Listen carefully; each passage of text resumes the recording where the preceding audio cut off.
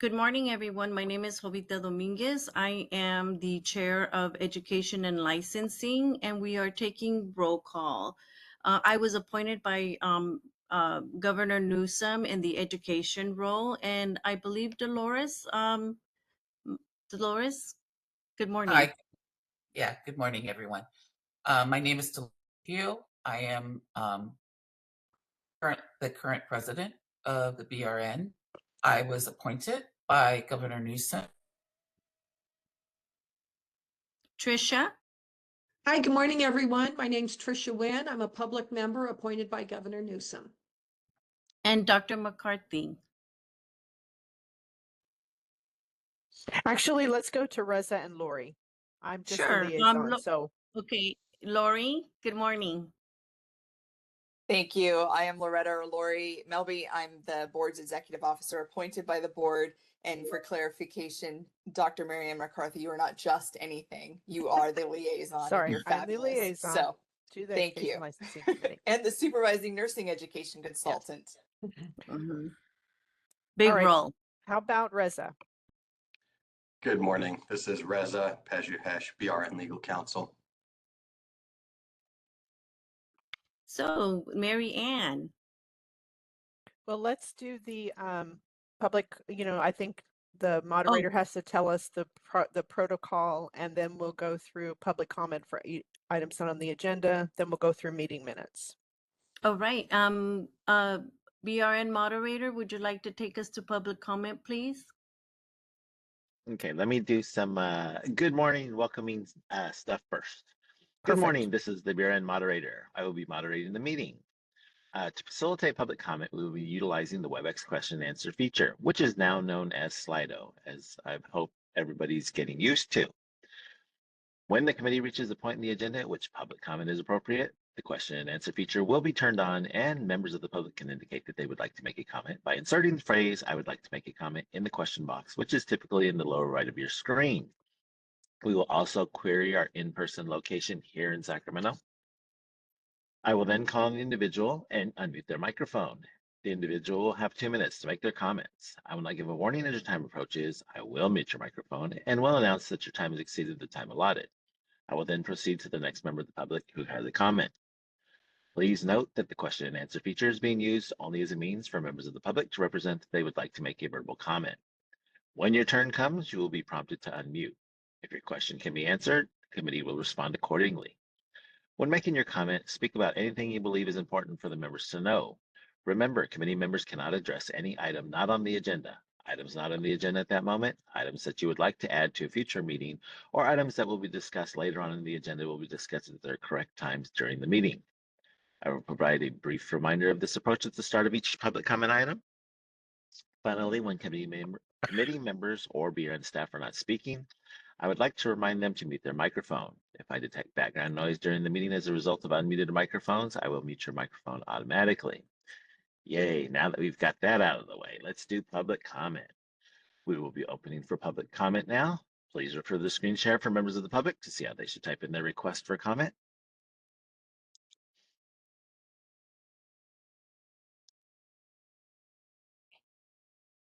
I've activated the question and answer feature. Members of the public can indicate that they would like to make a comment by typing into the question box, "I would like to make a comment."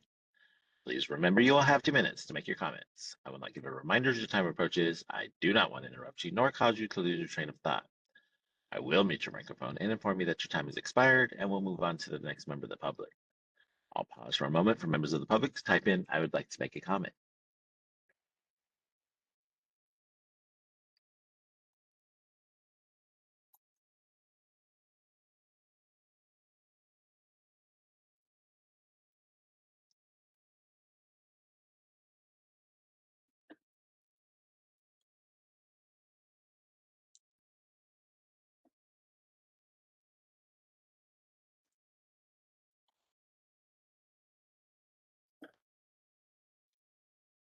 Committee Chair Dominguez, there doesn't appear to be any requests for comments on the WebEx. BRNHQ, are you online? And do we have any in-person representation for public comments there? They are online, and as of this moment, we do not have a public member there for any interaction. Thank you. Thank you. Committee Chair Dominguez, there are no public requests or comments in our in-person location here in BRN HQ. Would you like me to close this window? Yes, thank you. I believe since there's no comments, I would like to talk about the minutes. Anybody have questions over the minutes for I believe it was June 17, 2025? I don't have any questions. I don't either. Okay, I'd like to I'm sorry, not nominate. I don't know why I brought that word up. But if we can approve the minutes, I'd like to approve the minutes. Do I have a second? I'll second that. Okay, BRN moderator, would you take us to public comment? We will be opening for public comment now. Please refer to the screen share for members of the public to see how they should type in their request for comment. I've activated the question and answer feature. Members of the public can indicate if they would like to make a comment by typing into the question box, "I would like to make a comment." Please remember you will have 2 minutes to make your comments. I would like to give a reminder as your time approaches. I do not want to interrupt you nor cause you to lose your train of thought. I will mute your microphone and inform you that your time has expired, and we'll move on to the next member of the public. I'll pause for a moment for members of the public to type in, "I would like to make a comment."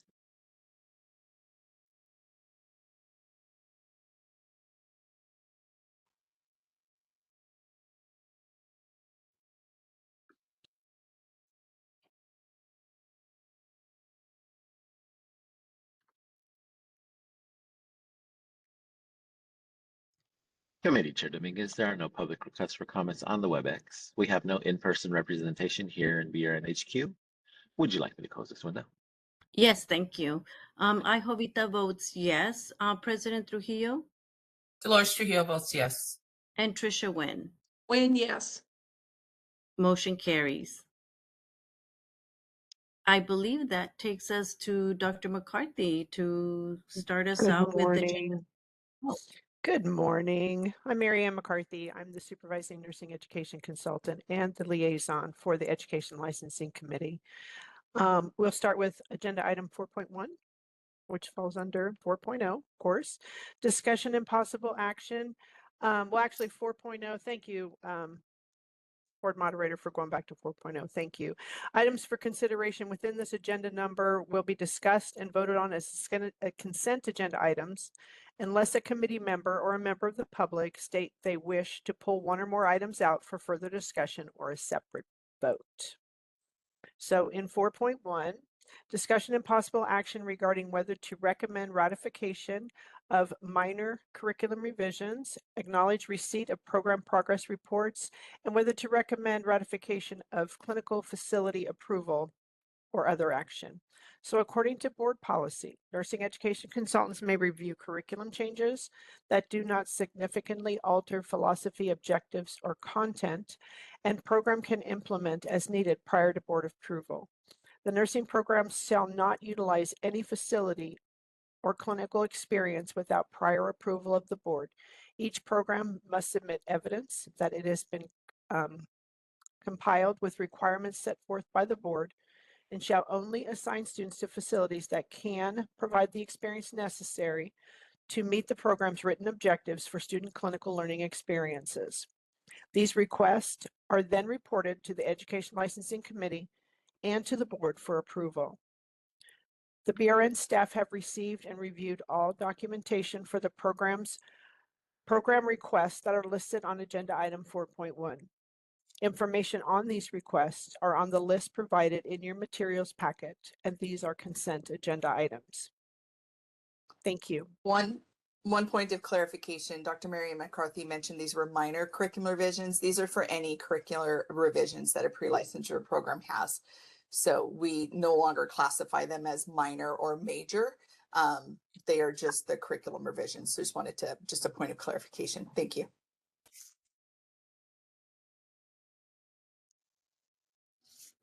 A question. Is this part of the overall consent agenda? Yes. No. Isn't there more?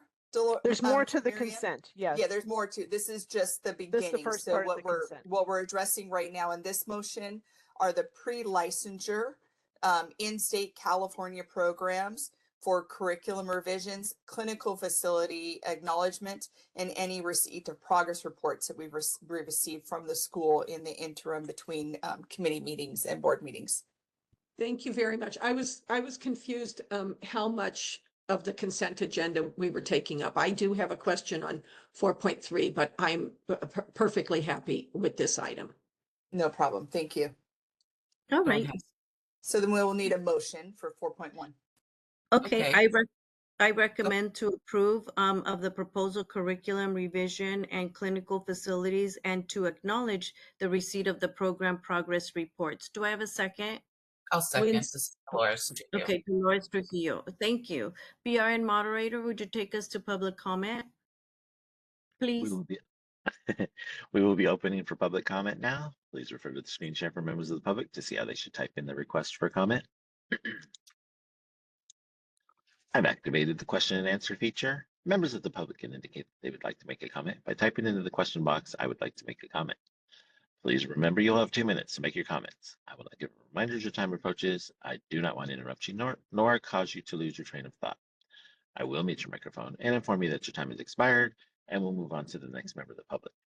I'll pause for a moment for members of the public to type in, I would like to make a comment.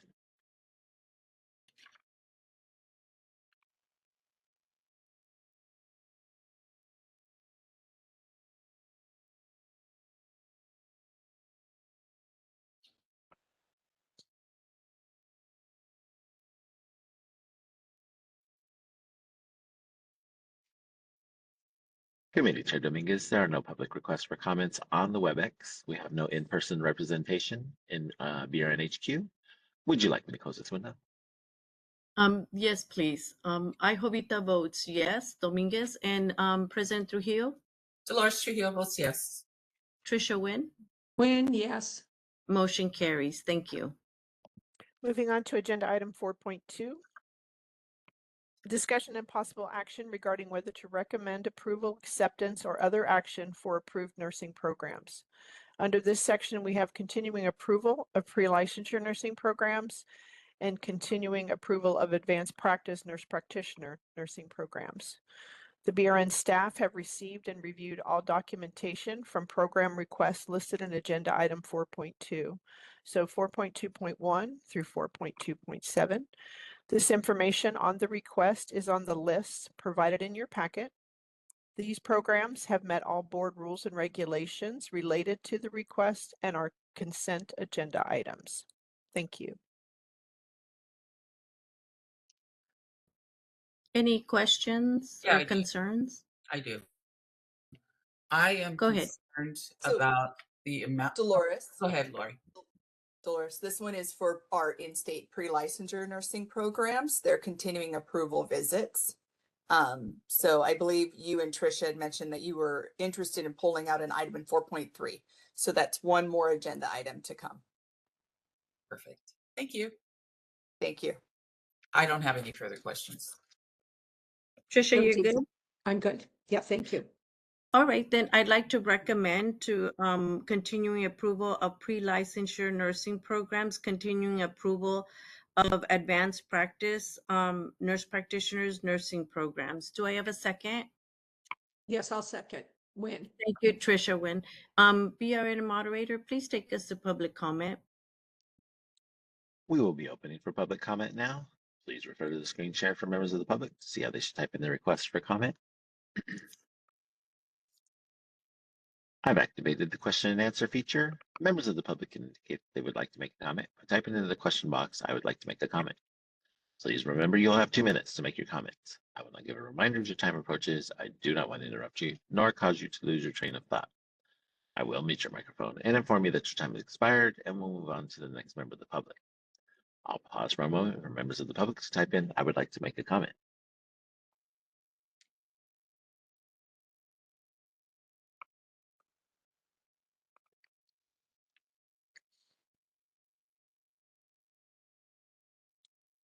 Board moderator, while we're awaiting public comment, can you elevate Macaulay Fusarens? She is in the public location in Sacramento and will be able to respond if a public member is present or not.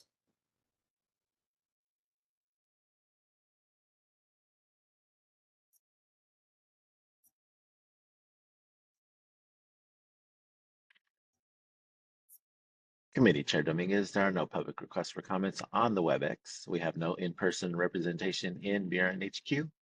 Would you like me to close this window? Yes, thank you. I'd like to vote yes. Jovita Dominguez, President Trujillo, Dolores Trujillo votes yes. Trisha Wynn, Win, yes. motion carries. Thank you very much. Agenda item 4.3. This is the discussion and possible action regarding whether to recommend approval of clinical practice experience required for nurse practitioner students enrolled in non-California based nurse practitioner education programs. Continuing approval. I'm sorry. The board staff have received and reviewed documentation from the programs listed in this area. Information on these requests are provided in your materials packet. These programs have met all rules and regulations for their request and are consent agenda items.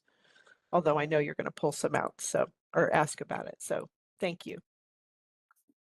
Thank you. Yeah, our board committee members asked procedurally before the beginning of the meeting here on how to pull out an item. So that is how we knew in advance that this was coming. So I will let the board committee members take over at this point. Thank you. I don't have a specific item that I'd like to pull out, but I know we have, been dealing in the last several years with a non-California-based nursing program that has wanted to, allow students to come in to California and do clinical placements. I'm just wondering if, Dr. McCarthy, if you could just quickly walk me through what differentiates these programs from the program that we've kind of been struggling with. The program that you've been struggling with and the other programs that are working on pre-licensure programs. They want to bring pre-licensure programs into California for their clinical. And so far, we do not have the ability to do that. Everybody who wants to do pre-licensure has to be here. So far, these are all nurse practitioner programs. So they're already licensed RNs. They're doing a nurse practitioner program mostly online in another state, but they'd like to do their practicum part or their NP clinical part in the state of California where they live, because they all are California RNs. So we simply, okay. Yeah, and this seemed like a modest request. So, but thank you. I just wanted to get clear in my mind what the differentiation was. Right. So thank you very much. We're not approving the school. We're just approving, they send us stuff so that we can approve them to do their practicum here. Thank you. That's all. Okay. Sure. So on the screen share, I jumped in and stole the screen from the board moderator here. So what's showing is on our website, there's an out-of-state nurse practitioner program web page. On that page, it does link you to the California Code of Regulations that covers this and shares the forms that they submit and the process that they go through to ask for approval. Below is the out-of-state nurse practitioner programs that have been reviewed, brought in front of the board, and approved. You will notice some on these pages, some of the programs on the pages to the right where it says nurse practitioner program track and the estimated annual enrollment of California students. Those were programs that were originally approved when we first started this process, and we were not obtaining the information on which nurse practitioner track was being requested, along with the number of the estimated annual student enrollments. So based on that, we did update the process and requested that information so that that could be brought forward to the board. What you'll notice here is that several of the programs, I'll just start from the top and use examples. Andrews University, they have a family nurse practitioner program, and it's 20 RN students, nurse practitioner students, sorry. that are registered nurses licensed in our state doing clinicals in California. Bradley University is 135. But then you'll notice that Chamberlain comes in and their FNP program that is located out of Chicago, Illinois, has 601 family nurse practitioner students in our state. You'll drop down to Clarkson, where there's 4 adult gero, 4 family nurse practitioners, and 4 psych mental health. So you can see that there is a vast difference between some of the programs that have students here. Duke University has 1 neonatal RN, 12 neonatal nurse practitioners, 12 psychiatric mental health nurse practitioners, 7 Jerry. And so you can see that that kind of goes through. And then as I'm scrolling through, another large university is Simmons University that has 367 family nurse practitioners, students in our state. And then it looks like another large one would be the University of St. Augustine for health sciences. They have 400 family nurse practitioners in here. University of Texas Arlington has 210 family nurse practitioners, adult gero is 90. And then it looks like another large program is Walden University School of Nursing out of Minneapolis, Minnesota, with 206 adult gero, 415 family nurse practitioners, and this 843 psychiatric mental health. One thing to consider, I'm going to stop sharing my screen here and we can go back to the motion and stuff, is those are all programs that were previously approved. And that is the expectation, is that they maintain that approval and work within the confines of what we know are coming into California. We do have our in-state nurse practitioner programs as well. We do not do a specific enrollment approval for in-state California nursing programs. They let us know what their numbers are and they report those out to us. We are hearing more and more, and I did receive some reach outs from the California State University system years ago when this first started, about the impact of these out-of-state programs coming into California and affecting their clinical placements. We also do hear in public comment that with our nurse practitioner programs, they do pay for their preceptors and sometimes have a difficulty time obtaining those preceptors. But as you said, Tricia, the difference when you ask that question, the difference is that our pre-licensure clinicals, 500 minimum hours, and they're not nurses. They do require the faculty to be present. They do require to be there and obtain all of that clinical stuff. And we do have very verbally received a lot of clinical displacement information. With looking at nurse practitioner programs, because we do not approve enrollment increases, they don't come in front of us, and we do not kind of review it in the way that we do our pre-licensure programs. That is an item that we don't have a lot of data on. So with these approvals that are requested today, most of them are pretty minimal in numbers. We do have the one that is standing out at ASC Post University, Waterbury, Connecticut, and they are requesting 275 FNP students, as well as 250 psych mental health nurse practitioner students and 75 adult Jerry. So that is, greater than 600 students. They're wanting approval to come into our state. Now, the caveat is because this is a new process, these students may already be in our state. They may already be doing clinicals here, and they are just now coming into compliance with the requirement, since we just started in 2019 approving nurse practitioner programs. I'm sure you guys are very familiar. I believe Dr. Mary Ann McCarthy, if you want to correct me on this, we just this year came into full compliance with the in-state nurse practitioner programs, getting them into the approval process. So it is a timely process. We are still kind of completing that review and approval process. So these may not be new. They might be just approvals of current ones that were already operating here. But definitely something to keep an eye on as those numbers are growing. They do still have more than 500 hours to complete as part of clinicals. They are licensed as RNs, the students are. They are set one-on-one with a preceptor that could be a physician and surgeon, could be a nurse practitioner.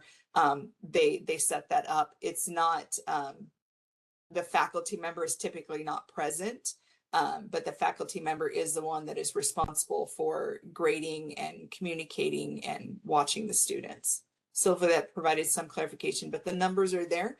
They are increasing, and we are starting to hear that there is some impaction to our California nurse practitioner students, and that they're paying for clinicals and having a difficult time finding them for our in-state nurse practitioner programs. Thank you, Lori. This was a consent agenda, but there are some schools I would pull out because of these numbers. Because I'm concerned that out of state, I'm state, but I am also concerned about our California nurse practitioner programs and if they will feel eventually some impaction from this. The first school I would like to pull out is University. Should I just give a list and we can one by one, or?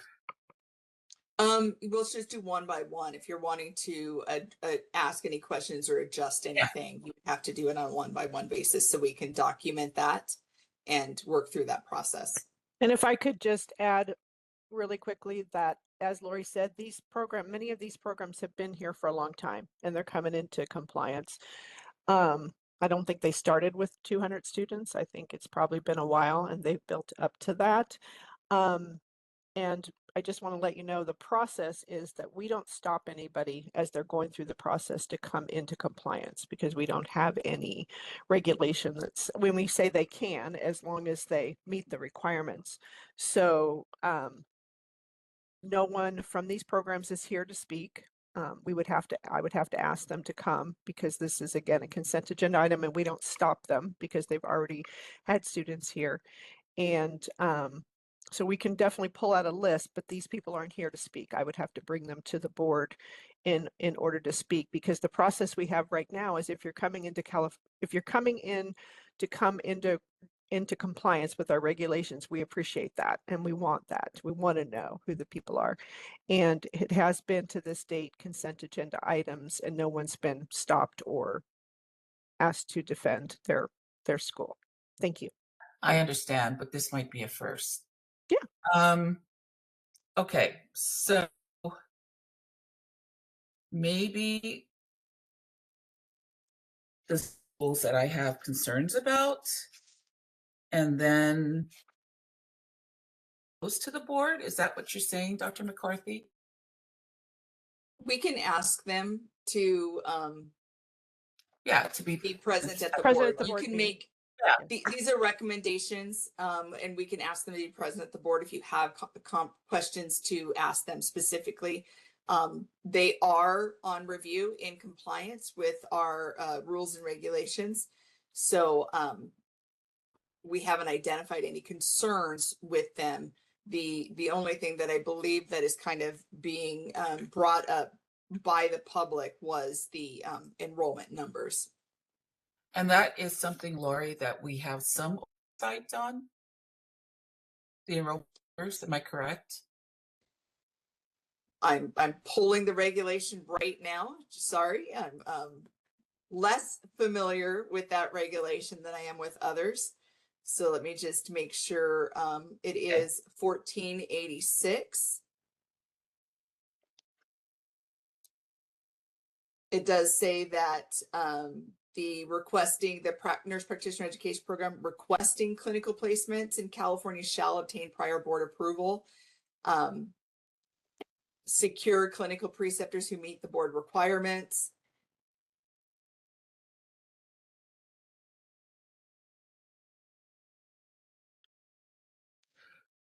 I'm concerned about our nurse practitioner programs here. Yep. I Go ahead, Lori. They are required to let us know if there are any changes within 30 days. And the board may withdraw authorization for a program in California at any time. So it looks to me, just on a quick glance, and Reza, please correct me if I'm wrong, we can approve and we can remove approval. I don't see anything specifically in here that addresses enrollment numbers.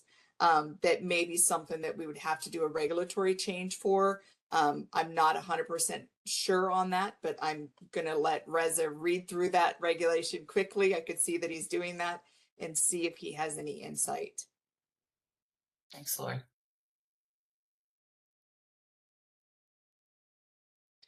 And we may just have to defer this to the full board so that we can look at this more. A lot of times a regulatory package, we have to go back and pull the information that was presented as it went through the review process to get a full understanding of that. This regulation was put into place prior to Reza and prior to me being in this position as well. So we might need to get additional information.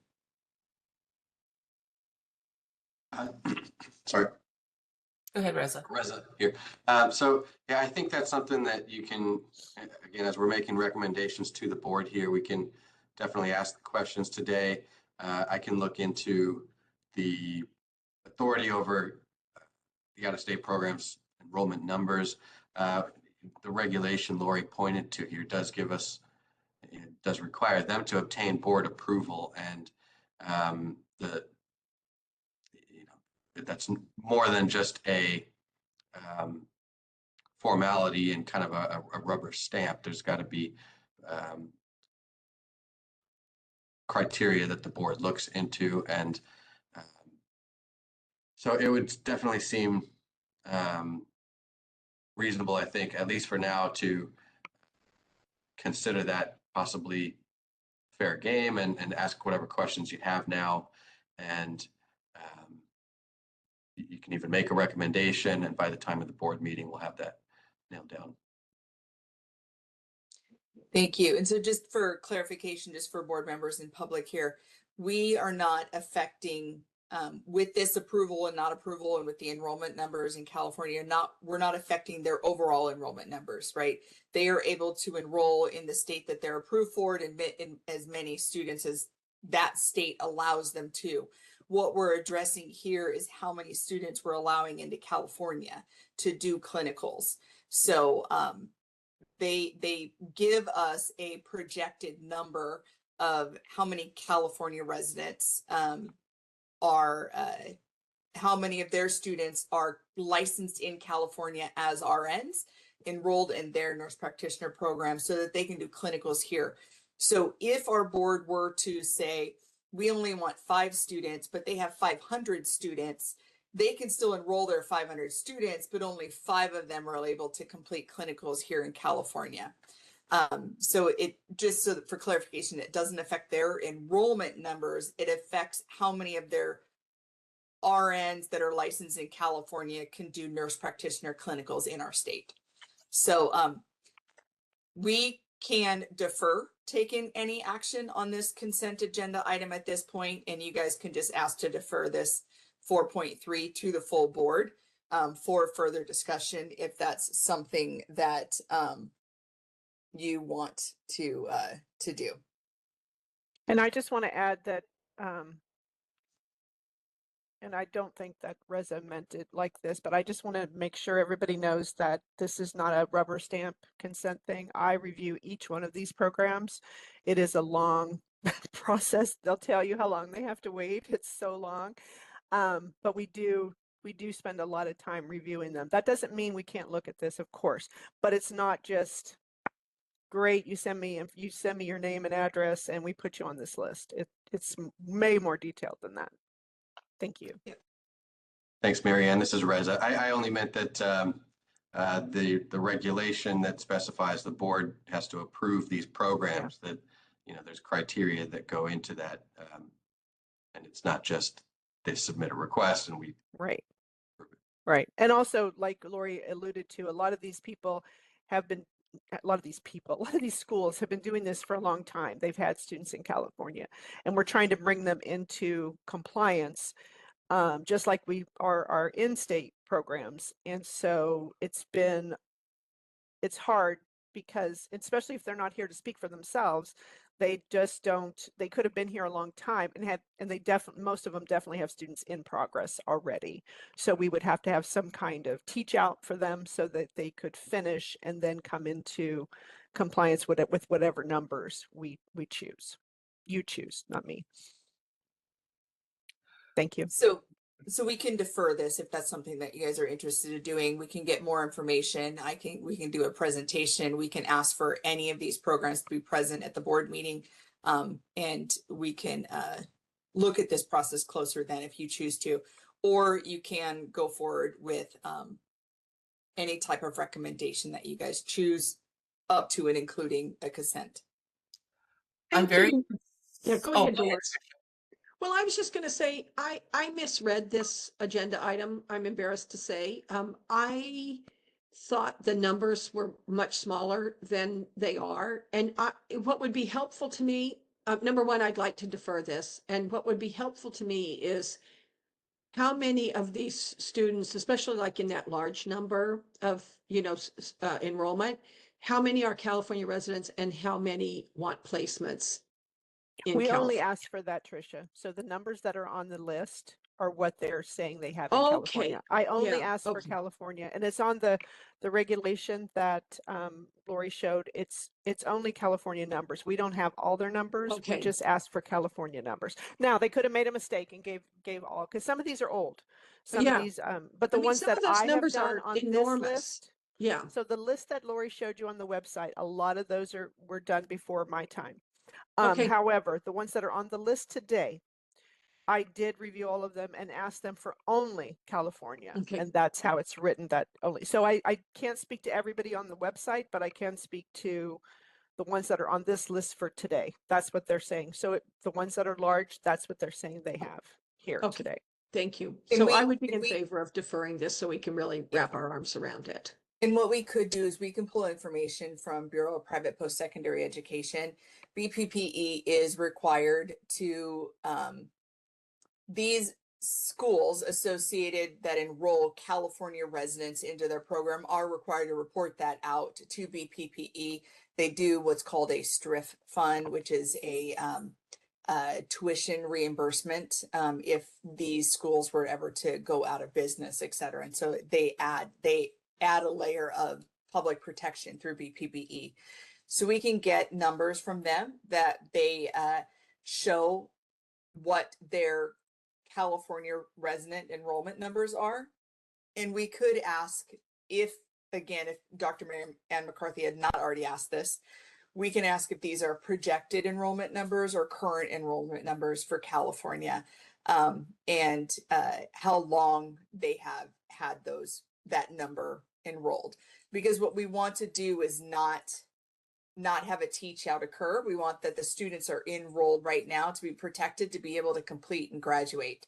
We do not want to have some kind of a disruption there, but then we do want to manage this number going forward and get a little more information. So thank you guys for giving us time. I will make a note to reach out to BPPE and see what we can do to get on numbers. And if we are not able to get a hold of the schools that you guys want to talk about prior to the board meeting, we may pull them off and move them to another meeting. So do you guys have a specific list of schools that you are more concerned with, or are you wanting to review the entire list? And this is just procedurally for us to know. I have specific schools because some of them, their numbers are not an issue for me. Into like Chamberlain was 601.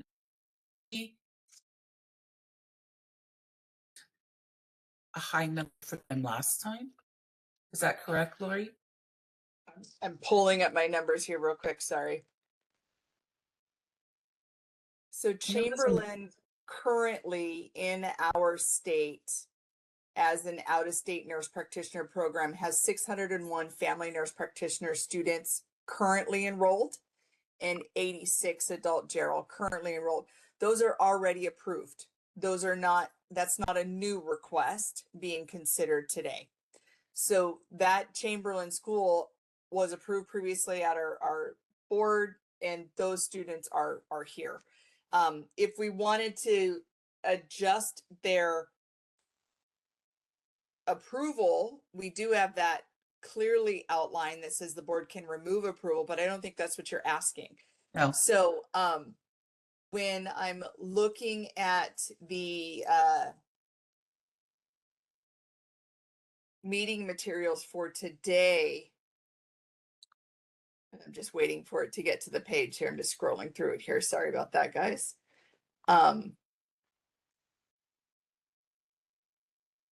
Lori, I believe Chamberlain is on there because they are in-state and out-of-state, and they have now Yep. asked for an out-of-state with students here.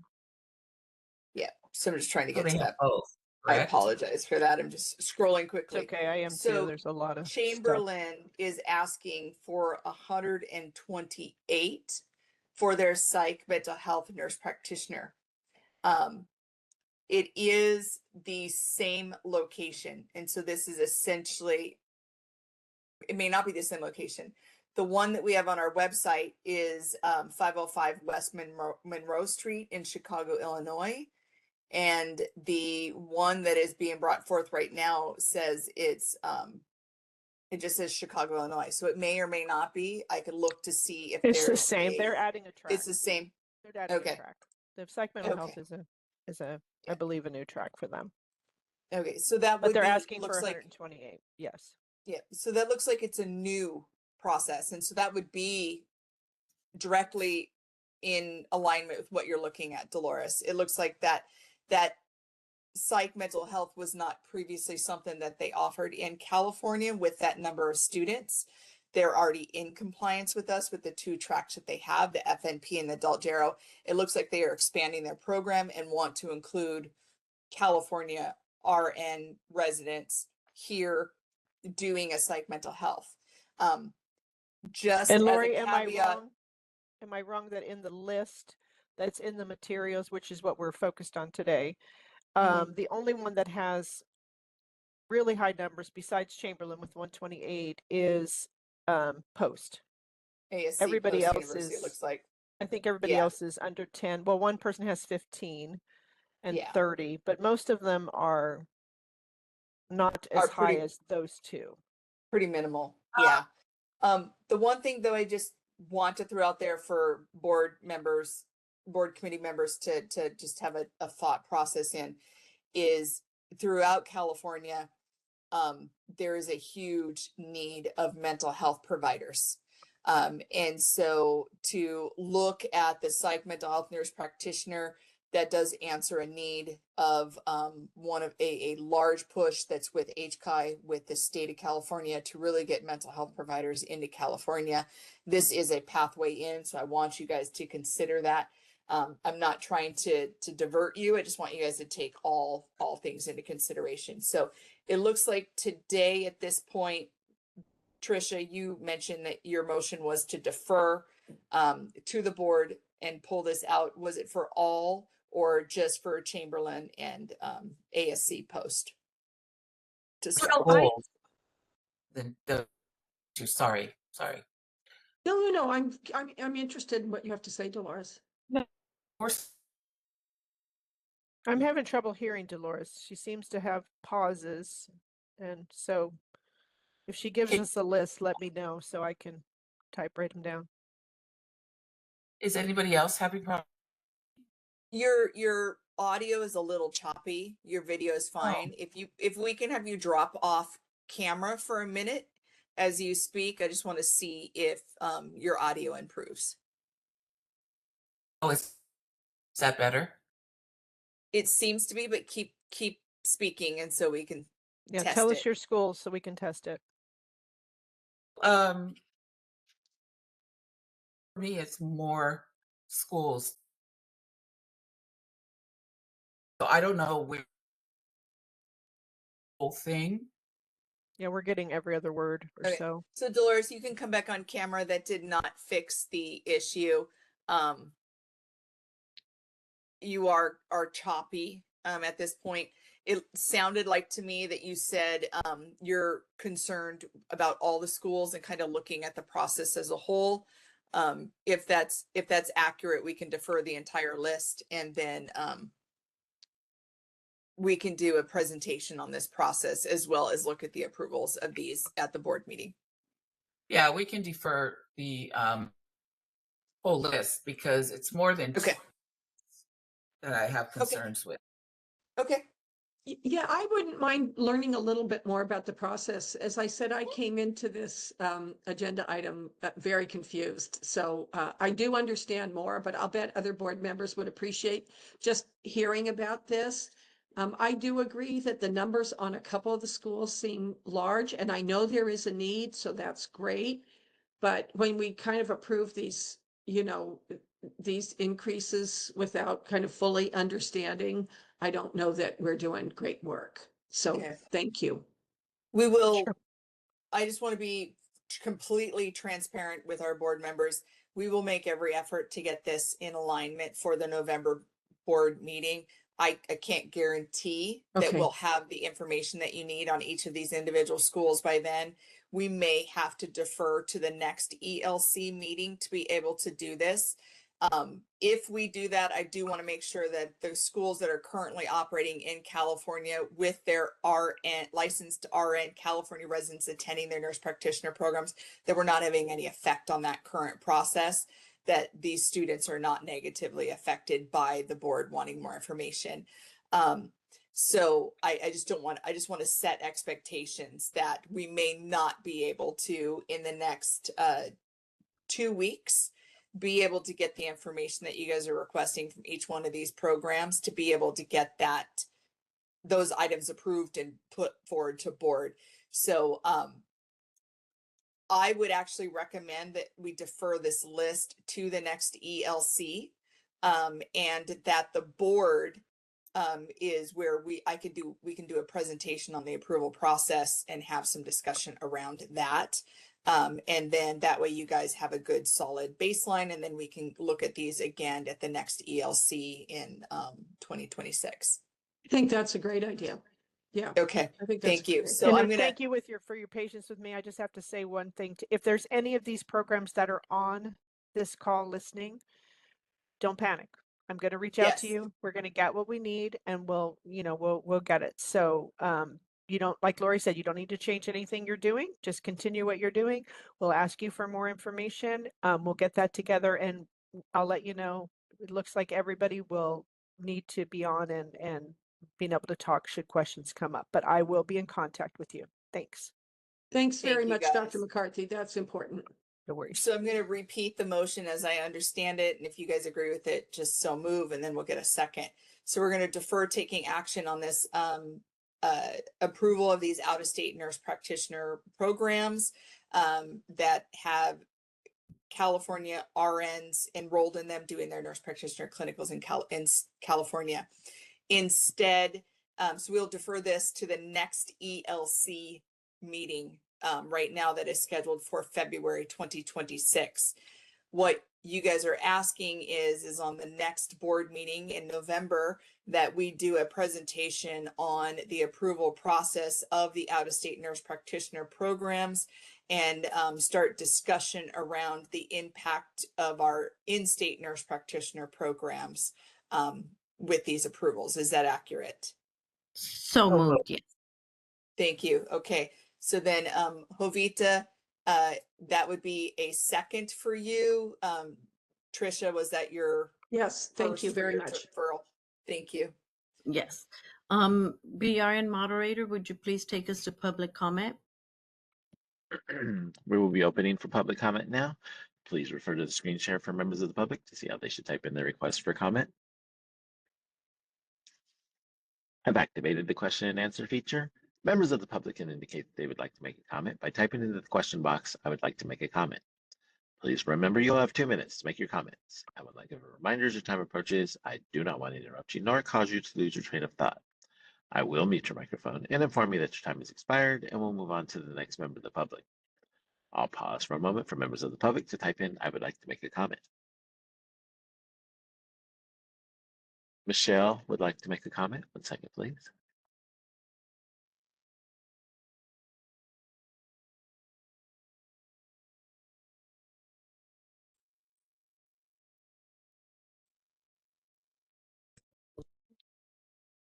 Am I unmuted?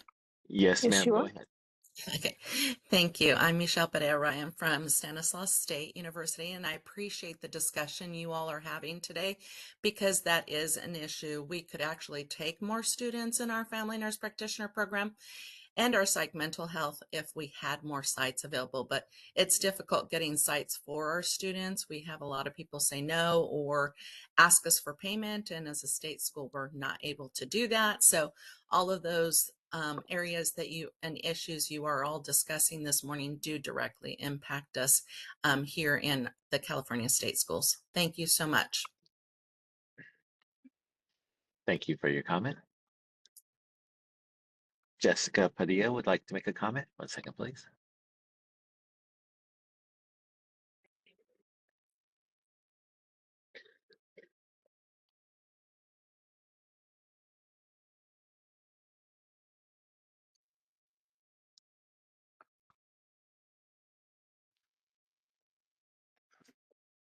Jessica, if you're on a computer, a little window popped open. It might be behind something else that's open. It's just a little guy. It pops open right in the middle and it says unmute me. Got it. And Sorry. there you go. Gotcha. Okay. Yeah, actually, I just wanted to echo what Michelle just said. You know, I'm from Loma Linda University in our graduate programs, and we struggle with the same thing, getting placement anywhere outside of our medical center for those same reasons, payment and other programs coming in. So I really do appreciate the discussion ongoing about out-of-state programs. Thank you. Thank you for your comment. Committee Chair Dominguez, there are no other public requests for comments on the WebEx. We have no in-person representation in BRN HQ. Would you like me to close this window? Yes, thank you. I, Jovita Dominguez, votes yes. President Trujillo?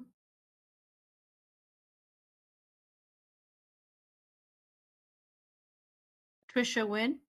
Yes. President Trujillo? I voted yes. Can you not, you Oh, don't hear me? We hear you now. Thank you. Motion carries. Thank you. Thank you very much.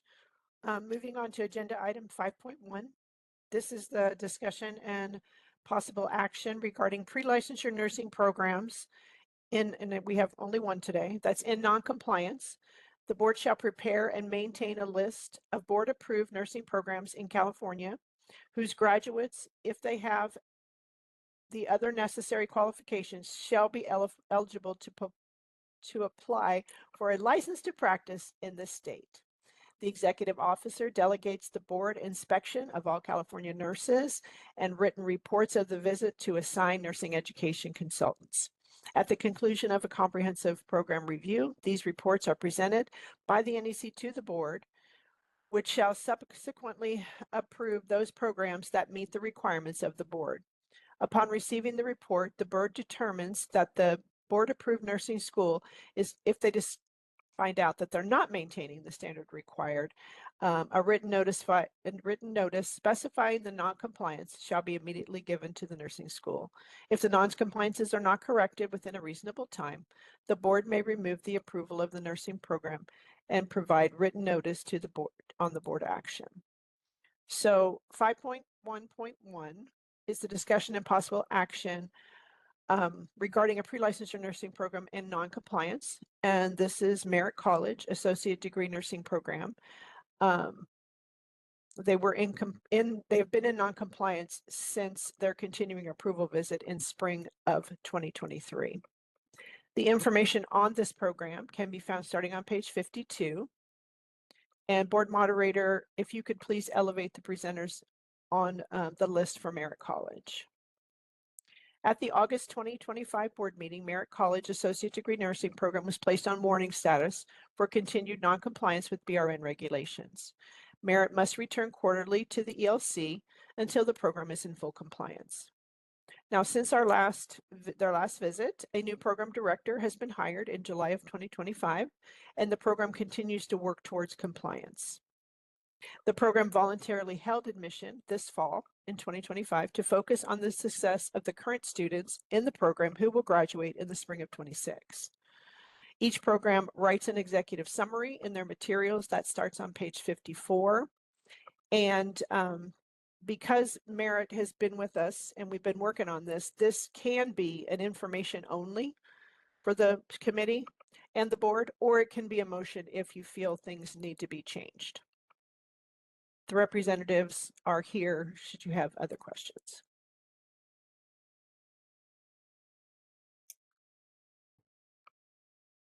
So when we talked to them previously, how much time did we give them to come into compliance? At this point, there was 1 year. So we do have them coming back in a year. I do believe that they are working through this. It has been updated. It does show that they are continuing to work for it. If you guys remember, this was the program that Yeah. needed a program director, or we would have to have called an additional board meeting. They were able to get that program director. So I'm confident that they'll continue to work to clear this up. So at this point, since they've already voluntarily held their enrollment and have been doing all of that, I don't believe that there's a need for a board vote today, unless you guys, a recommendation for a board vote today, unless you guys have differing opinions with that. Go ahead, Dolores, finish up. Sorry. I'm okay with information only. That's all I was going to say.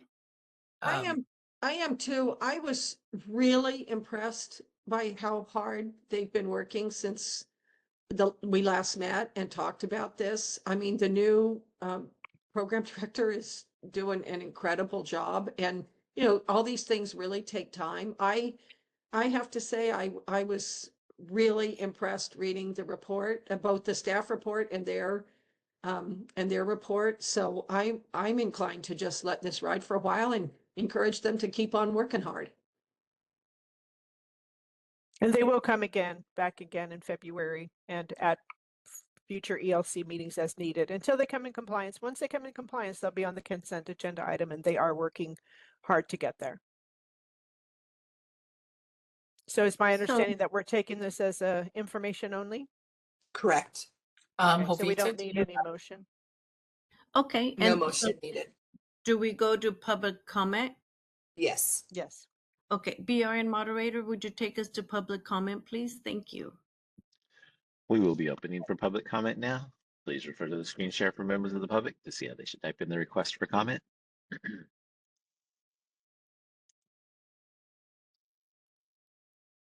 I've activated the question and answer feature. Members of the public can indicate that they would like to make a comment by typing into the question box, "I would like to make a comment." Please remember you'll have 2 minutes to make your comments. I will not give a reminder as your time approaches. I do not want to interrupt you nor cause you to lose your train of thought. I will mute your microphone and inform you that your time has expired, and we'll move on to the next member of the public. I'll pause for a moment for members of the public to type in, "I would like to make a comment." While we await public comment, I have had a request from board staff to break after this agenda item. They are able to get Sacramento up and running, and so they just want to test everything. And then we can come back.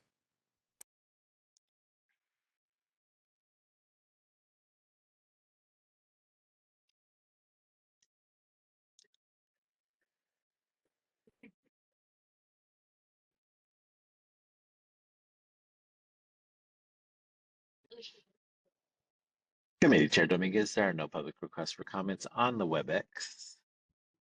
Hold on here 1 second. I'm sorry.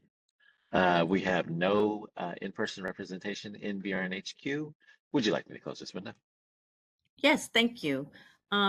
Since it's information only, I believe we'll be going on a break. Are we thinking 10 minutes, 5 minutes? 15? You want to come back at 10:20? It's Sounds 10:04 good to right now. me. We'll come back at Yeah. 10:20. Board moderator, 10 can you put up a break slide, please? Thank you.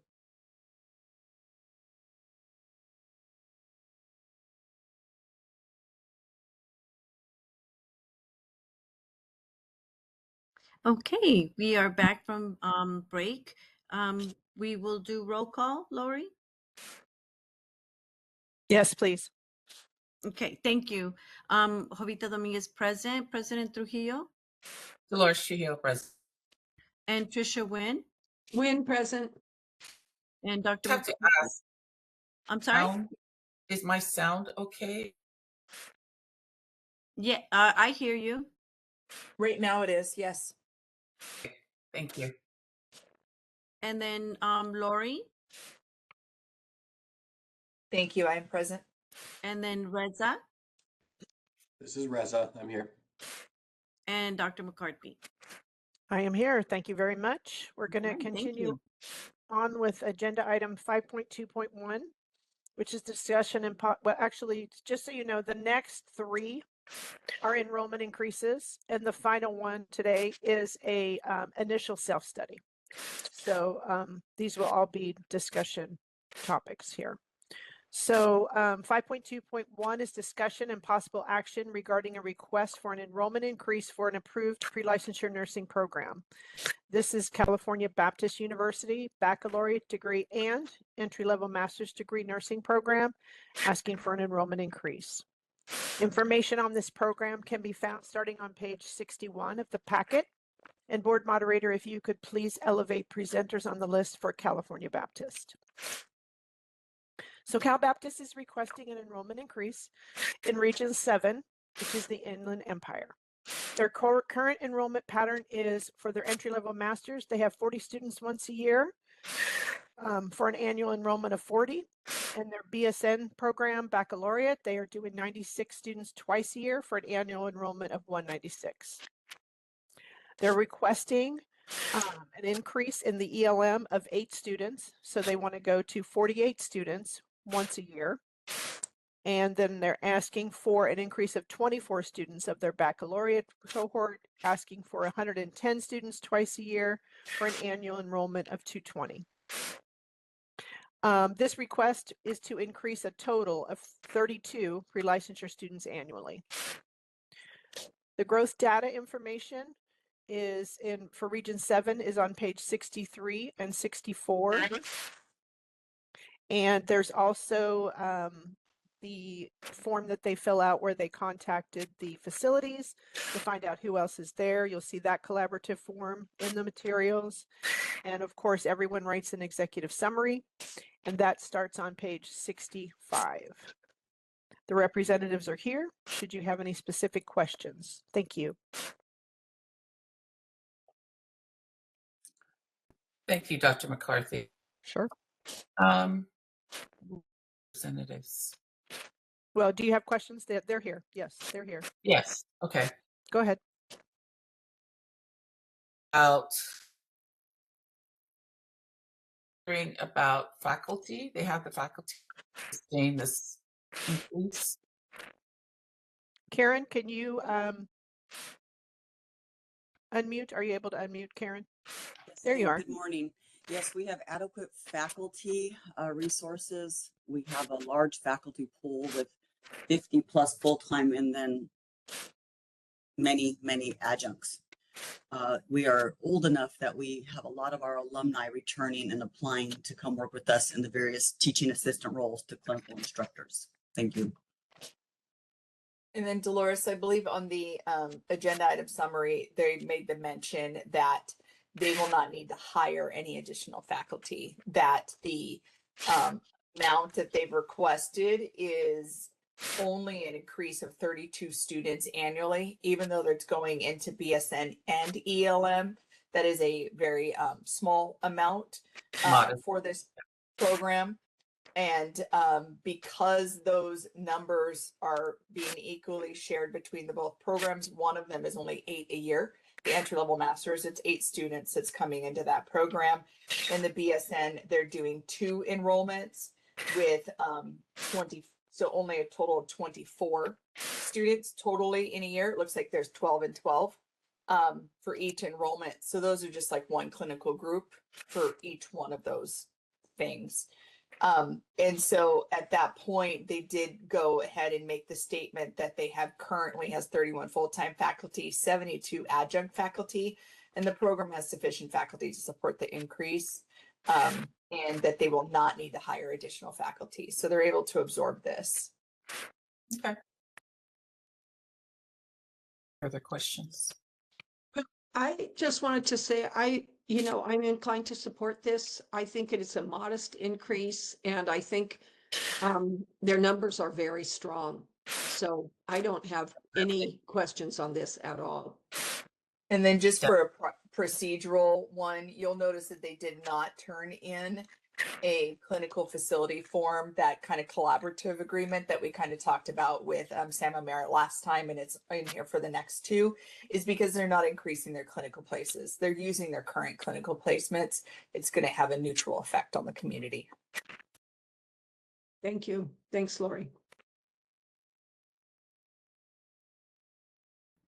So if we don't have any more questions, I'd like to recommend acceptance of the enrollment increase for approved pre-licensure nursing programs, California Baptist University baccalaureate degree and entry-level master's degree nursing program. I believe the 48 students once a year, summer for an annual enrollment of 48, an increase of 8 students a year. The BSN program, 110 students twice a year for an annual enrollment of 220, which is an increase of 24 students per year. This request is to increase a total of 32 pre-licensure students annually. Do I have a second? I'll second that. Thank you. BRN moderator, that was Trisha Nguyen. BRN moderator, would you take us to public comment, please? We will be opening for public comment now. Please refer to the screen share for members of the public to see how they should type in their request for comment.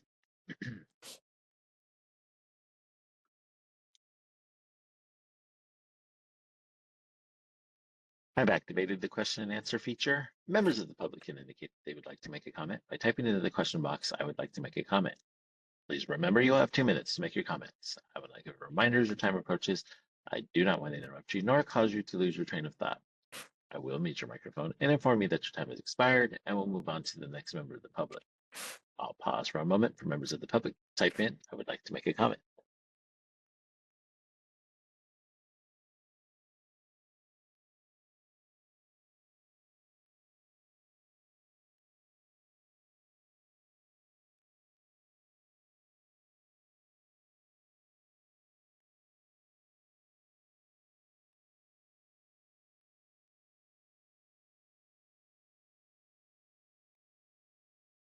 Committee Chair Dominguez, there are no public requests for comments on the WebEx. We have no in-person representation in BRN HQ.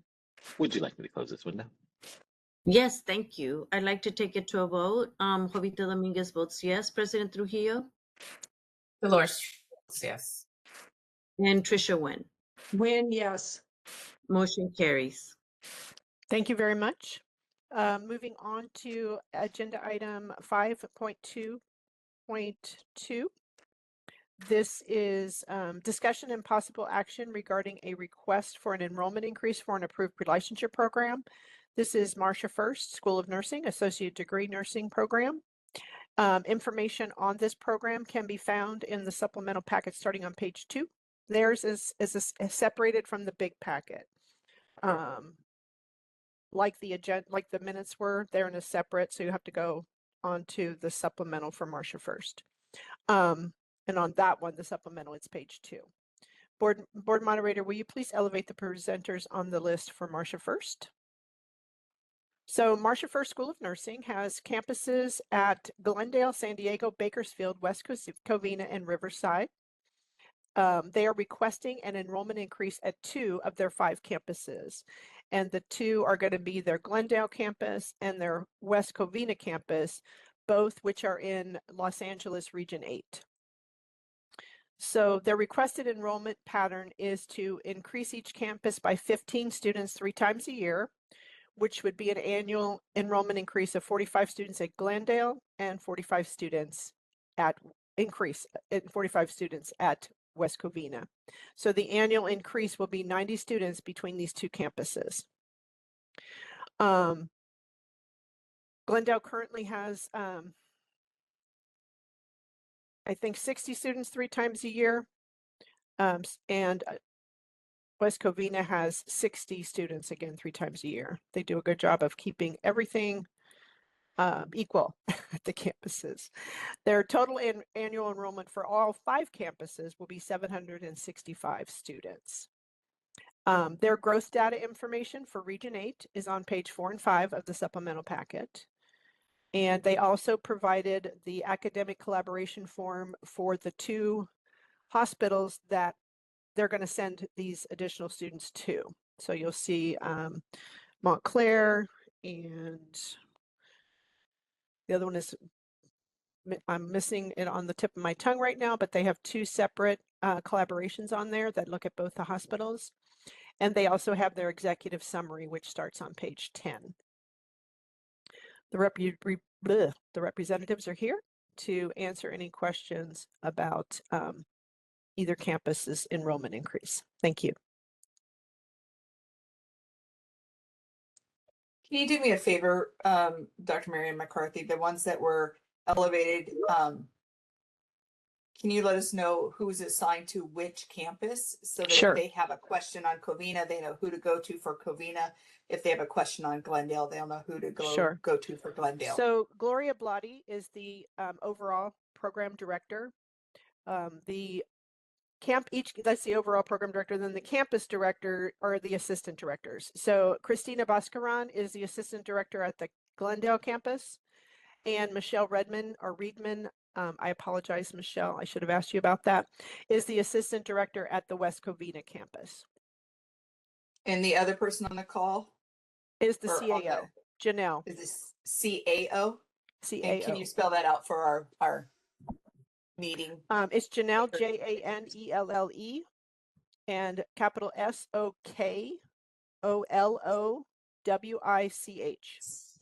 And CAO stands for what? Janelle, can you help me with CAO? Sorry, Janelle. Are you able to come off mute and share your title? I just made me allow myself. Chief There you are. Academic Officer. Chief Academic Officer, thank you. Correct. And so just for our board, for the for understanding is Gloria Blotti is the program director for Marcia First School of Nursing. She is over all of those the 5 campuses that are on there. 2 of them have asked for an increase. That is Glendale and West Covina. And both of the assistant directors, which serve in that kind of director role at the individual campuses, is on here if you guys have questions too. And if you all could come on Request. camera, that would be very helpful. Michelle and Gloria, I see Christiana. And Thank you, then Christiana. when you look at the meeting materials, when you get down on page 4, just for clarification, the first numbers provided, sorry, not page 4, we're going to page 6. The academic collaboration form, there is one for one campus and then a second one for a second campus. And so you'd be able to break those out as well. Is that accurate, Dr. Marian McCarthy? Correct.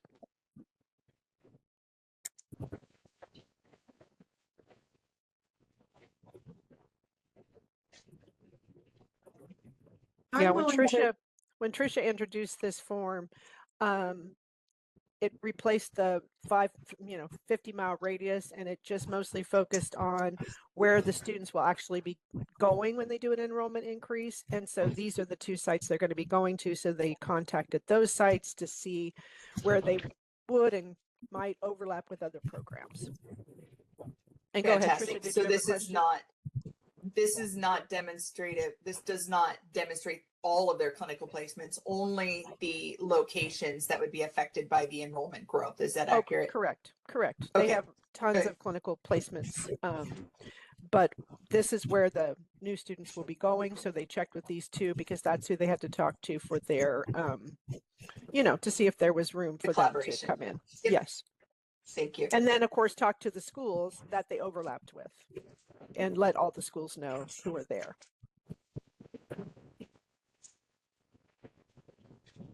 go ahead and jump in. I have a couple of questions. Of course, I'm always concerned about, the impact enrollment increases, you know, uh, create going into areas. And I know that this region is very crowded and we have approved a number of enrollment increases. So I'm very concerned about that, but I do appreciate the new form. And I think it helps. So that helps in terms of like where these entry level students will be going. But once, I mean, they won't spend their entire time at Marcia First going just to those two hospitals. Is that right? I mean, they'll be going out to the community at some point.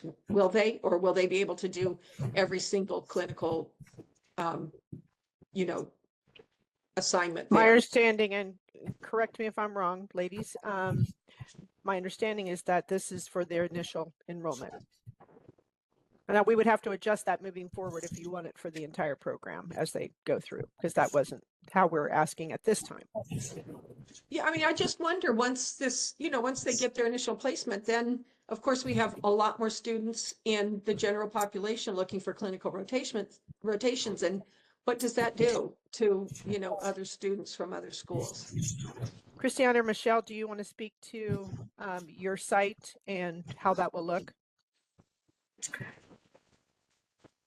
I think they worked out for the entire period the student is going to be in the program. I think that our in the public comments or Dr. Sokolovich, you want to answer that?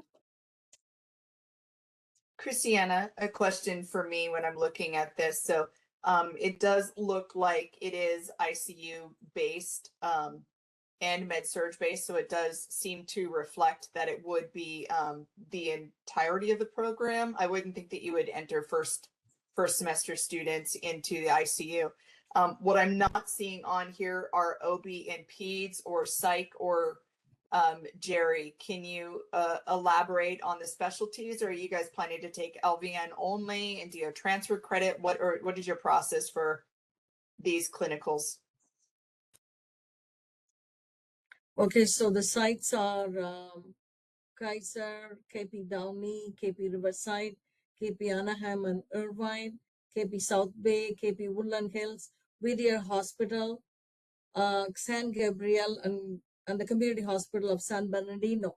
So these for various, content areas like med-surg, OB, peds, mental health, and then, for our advanced med-surg. So all of these sites that have been approached and they have agreed. And then I think it's all worked out for the entire period the student is going to be from fundamental to advanced med-surg. Okay, so I guess my question is just for clarification, because I'm not seeing that reflected in the meeting materials here, is those other locations that you just mentioned as clinical placements, are they current and you're not going to have to increase any clinicals there? Is that why they were not included? Is there more days or more time slots or being used in those current clinical placements, or are you guys planning on just increasing the numbers of the original clinical placements? So like say you have 5 students enrolled there, are you increasing them up to 10 but keeping the same dates and times? I'm not clear as to why all of those were not included on the collaboration form if you guys are utilizing them for this enrollment increase. Well, again, Lori, that probably is my mistake. When we talked about this and we used this form, my understanding was that it was only the sites that were going to be affected, and I probably did not communicate that clear, that they needed all the way through the program. By myself However, we do have, when it's time for public comment, we don't need to belabor that because we can provide you all of that information. We have an actual director that manages all of our clinical placement. As you know, multiple campuses, we take this highly serious and important to us.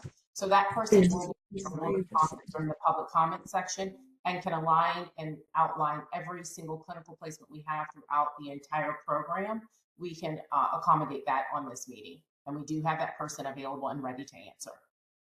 Okay, I appreciate that 100%. That's great news. We would be happy to elevate that person to have them be able to not have to provide that in public comment. However, I don't know that that's necessary at this meeting right now. And we'll take responsibility for this. So I want to stop and pause for 1 second just to kind of provide some clarification here. On review of the materials, you guys have already seen this, that is in supplemental materials. So this was posted late, right? So I want to give Marcia first credit for coming through and getting the additional documentation and continuing to work with us on this. This is a big ask for this region. It is 2 enrollment increases asked for the LA region. It is, and so in order to do the due diligence with that, our board needs time to review all of that material to be able to make that decision. So with that additional information, and we will take full responsibility for it, completely understand we were not clear in our ask, and I'm not going to put that on Dr. Marianne McCarthy. That was me, and Marianne McCarthy was the one that was the liaison to get that information. So when the materials were presented to me and I do a final review before they're posted, I asked additional questions because I wanted to have the materials ready with all of the data in there for our board to review. When I reviewed that and asked for additional questions, I may not have been clear to Dr. Marianne McCarthy, so that those materials that were asked of you are still not completely correct.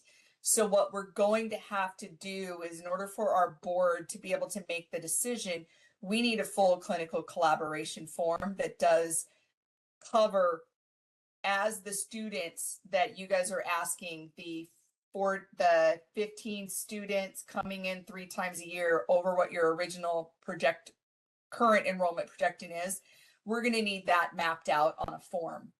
And so that we can get that clear collaboration. Getting it in public comment is not enough for our board to be able to kind of itemize that and mark that through. So they will need that. So I will ask that even if this gets out of this committee and moves to full board, understand that that clinical information will still need to be added to our full board as part of materials. So I want to make sure you guys are fully aware that that data needs to be there. It needs to be posted for public comment. It needs to be reviewed, and so that will move forward. I just want to make sure that I take responsibility for that because I was not clear. Miss Belby, can I say something, Miss Belby? This was submitted Absolutely. in EDP 11. It's already there, mapped out for the entire program for the additional students we are seeking. So Christiana, I'll give you some clarification. The EDP 11 does map out the faculty requirements. It does not map out the collaboration that is done with the facilities and the other nursing programs. So I'm very familiar with the form, and I'll explain to the board members on what the EDP 11 is. The EDP 11 is a mapping of the entire school's curriculum to get you from admission to graduation. What they do is they fill out that form. It has each one of their courses on the left, and then it has the number of students that are enrolled for each one of the courses. It then also has the theory instructor that's covering the courses, and then it has the clinical instructors that are covering the courses, and it has each number of the students in the clinical group and where that student is going in clinicals. So Christiana, you're absolutely correct. We do have the EDP 11s. It is mapped in there. What is missing that needs to be on this collaboration form, or again, this is a helpful form. It's not a form that's required in regulations. What is missing is the collaboration that's done. So if you are saying that in this increase, you're going to use hospital A, what we need to now do is go and contact hospital A and say, hospital A, who are you also providing clinicals for? And they say, we're providing clinicals for school A, B, and C. Then you need to reach out to school A, B, and C and document that. This form is very helpful of that. And so we'll be able to review that. So Christiana, you're 99.9% there. I am confident that the EDP 11 is completed and the NEC's reviewed it. I am confident that you have the information to fill out that collaborative form because you guys did complete that collaboration form and map it through. I'm confident on both of those. What I'm trying to explain is our board members need that material to review, and that I was not clear to do that. If there is no decision made at the committee today, that doesn't delay your enrollment, right? Because if we were to approve you today, make a recommendation to approve you today, if our board members were, you wouldn't be able to do it until it was ratified at the board meeting anyways. So this is just a process that needs to be ironed out. We will need to get that information in a concise manner so that our board members can review it.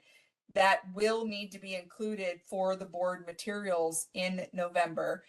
We're not saying we're not going to be able to make a decision today. Our board members need to speak on that. What I was calling out and taking responsibility for was the process of review to get you guys to here, which our board members and our public is not aware of, is very lengthy.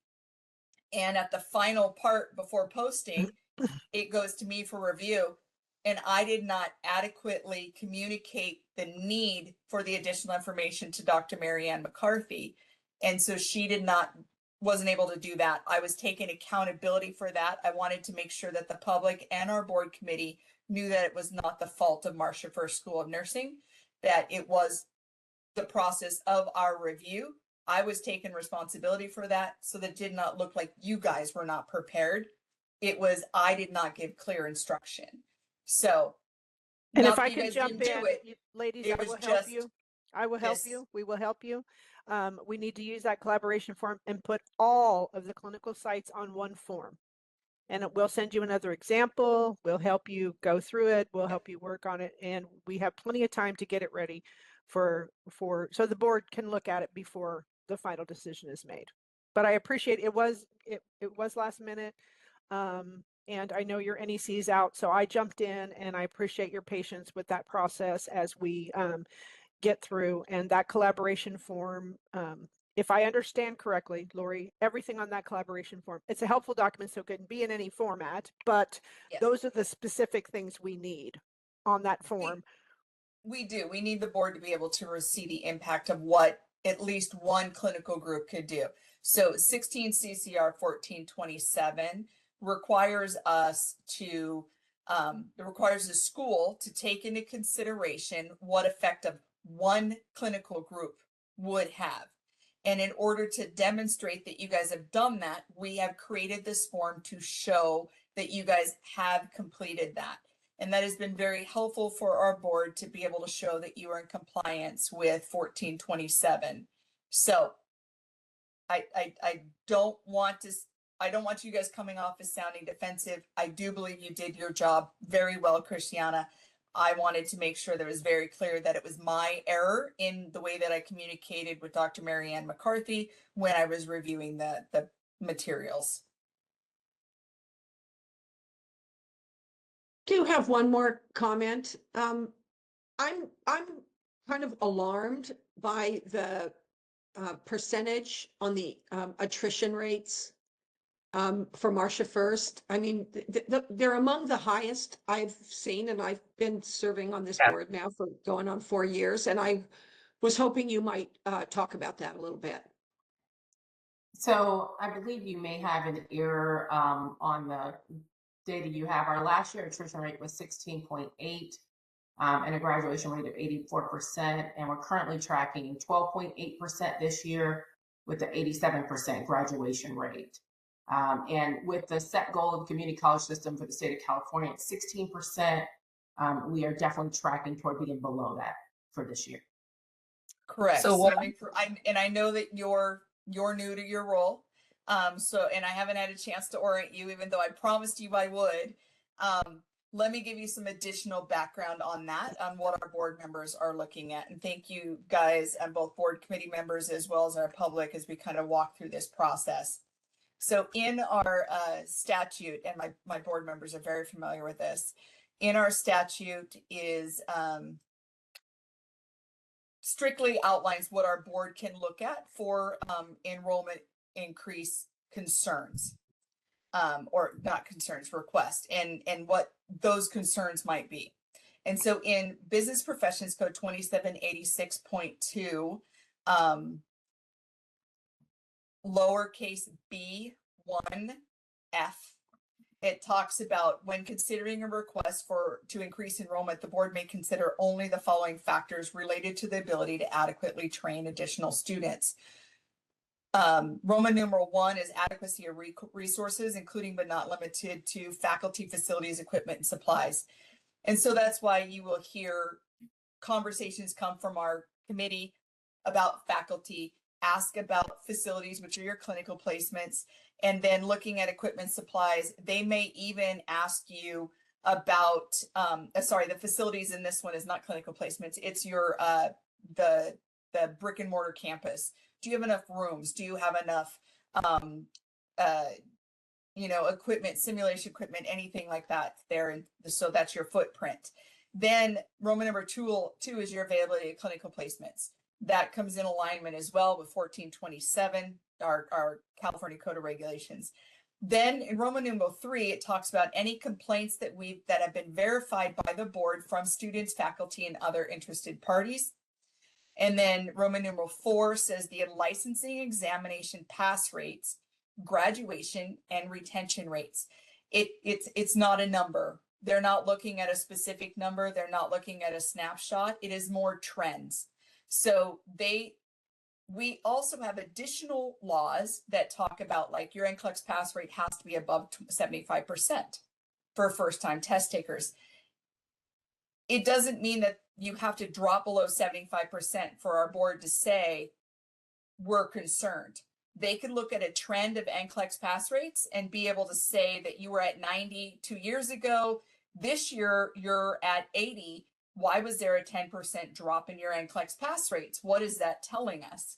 So I did hear that you said we're at 16%. That's where the community colleges are. We're equal to that. That 16% of the community college is not something that's put on by our board.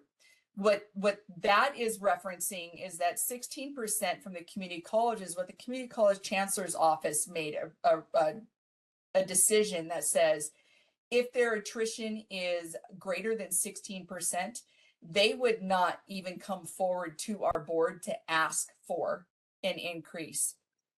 What they would do is they would give their schools the money, not to increase enrollment, but to improve their attrition. The greater than 16, the less than 16, for attrition rate, those were the schools that they were looking at to put forward for an enrollment increase. That still had nothing to do whether or not our board made decision based on that. That was their screening criteria that they used before even bringing their request to us. So just to provide that clarification, we're not sticking at a number. So when our board asked for, board members asked for information on your attrition, it does show that it is kind of up and down. Like, it has good years, it has bad years. There's nothing that is consistently being represented right now today. So Trisha, back to you, or was that Dolores? I'm sorry, on the attrition rates. I raised it, but yeah. Thank you. Yeah, and I think, finished. to the students. Oh, I was just gonna say, I finished with my comment. Thank you very much. thank you. Dr. Sokolowicz? Yes, and now that's fine. You can call me. All right. So you just gave a couple of numbers. Is that rate on your attrition and NCLEX thus far this year, or were they last? Yeah, so we're currently trending toward 12.5% for this year. We have maintained an NCLEX rate of greater than 91%. But also we have support services. So I don't want to speak to, I spoke to the number because I know she spoke about the number, but we also have a number of methods that we're using to ensure that we support student persistence, including our nurse education resource specialists, including one-to-one faculty tutoring. And as we see that fluctuation, which is one of the reasons my role was created, we are creating support systems around the student to ensure that we can consistently improve that number and reduce the variability that you've recognized. And yes, for this current year, we're trending toward 12.5% with the 87% graduation rate, and really continuing to prove ourselves through our greater than 90% NCLEX pass rate. So you had quoted a 16.8 last year, yes, ma'am. Last year, because according to your documents online for us to review, it was 16.2. What was your NCLEX pass rate? Let me look back here. I could have made an error. 91.4. Let me. I could have made an error. So let me look at my paperwork here. No problem. No problem. What we submitted is true. I'm using notes, so I apologize if I typed incorrectly. So overall, they're at 16.8 or 16.4. Yeah. The 16.4 is correct. I apologize. Okay. 16.4. Okay. So here, 16.2. Okay. So overall, my concern is your attrition rates have stayed up, and they've stayed up. That's a concern to me, right? There's a red flag. Although your NCLEX rates are decent, your attrition rates, my concern is, why are students leaving the program? Because you have some of the highest attrition rates that I have witnessed. Yeah, we also service students that many organizations traditionally may not allow into their programs because we believe in equity and access and education and attainment. So when you provide opportunities for students who traditionally would be underserved by general population and nursing, we have over a 70% diverse student population. So when we take in considerations of rates, we also have to look equitably at the students that we are serving. So we have over 73% of students of color and of diverse backgrounds, and a large percentage of students that are low income, less than $30,000 a year. Therefore, they have life issues. They have financial issues. Children, multiple children may have been unsuccessful in college previously. And so, yes, we are consistently working to improve the support systems that our students have to ensure that they do not fall back and that we have a net to catch them and pathways to provide them if they're unable to be successful in our program due to life. And we have committed ourselves to taking those students. And so although those numbers are representative, they don't represent the full picture of the student body that we serve. And we're very proud of that. We have humble beginnings in our 6-year history as an institution, and we continue to support those students.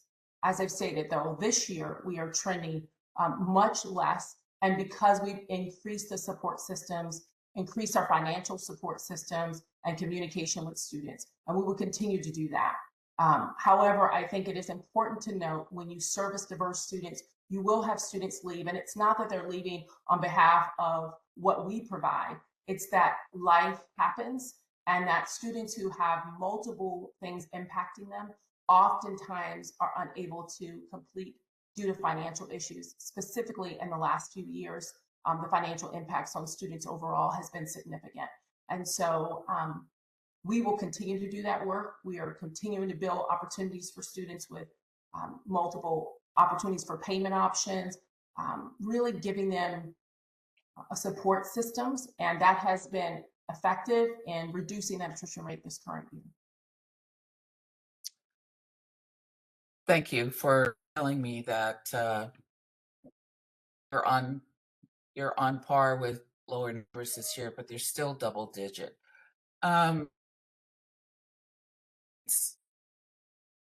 With this attrition rate, I'm concerned about maybe complaints about the program.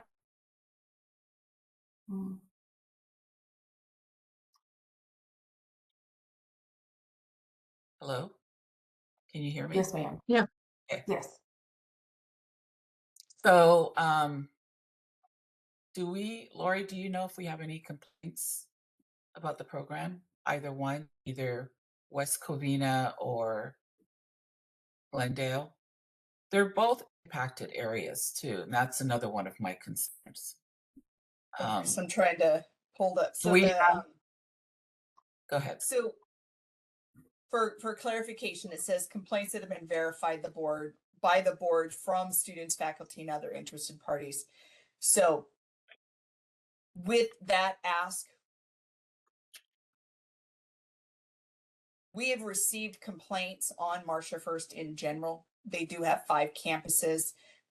Based on those complaints, those are still in investigation. So we have not had anything that has been verified to date.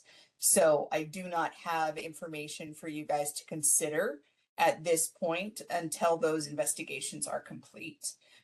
Then I would be able to tell you if there are specific ones that have been verified and what the outcomes are. So very similar to what we do with our nursing licensees is we will receive a complaint. We have to investigate that complaint. It has to go through the whole due process. If an accusation is then filed, that's when it becomes public. And then that's when decisions are made. So even though we may have received complaints on the program, we may have received specific complaints campus-based, none of those have been verified at this point because they're in the process of investigation. So we wouldn't be able to share out any information on that yet. Okay, thank you, Lori. I do have a question though on the attrition rate, just because of our last time Marcia First was in front of us. There was some concerns on enrollment numbers, and I want to make sure that we have this accurately defined for our committee to look at.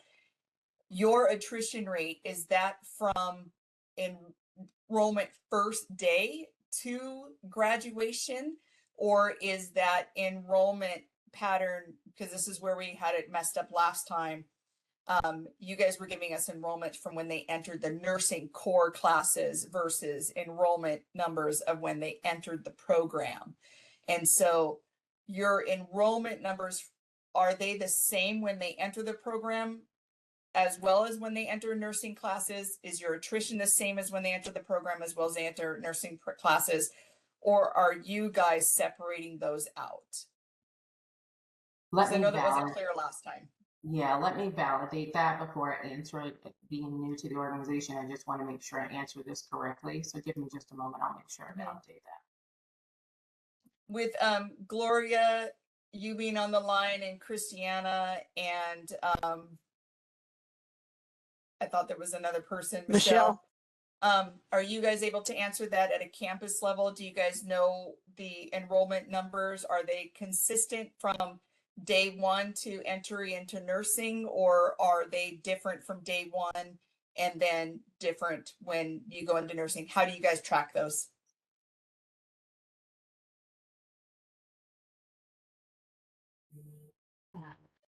Nobody knows?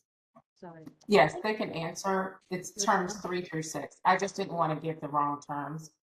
Go ahead, Gloria. I'm sorry. I apologize. I can't hear you. I think you're still having those technical issues. So it's from the nursing program to the end. Yes, ma'am. I just wanted to validate. I knew that, but I wanted to try and give accurate information. So just real quick, that was conflicting information. So term 3 through 6 is what I heard from you first. Nursing course to graduation.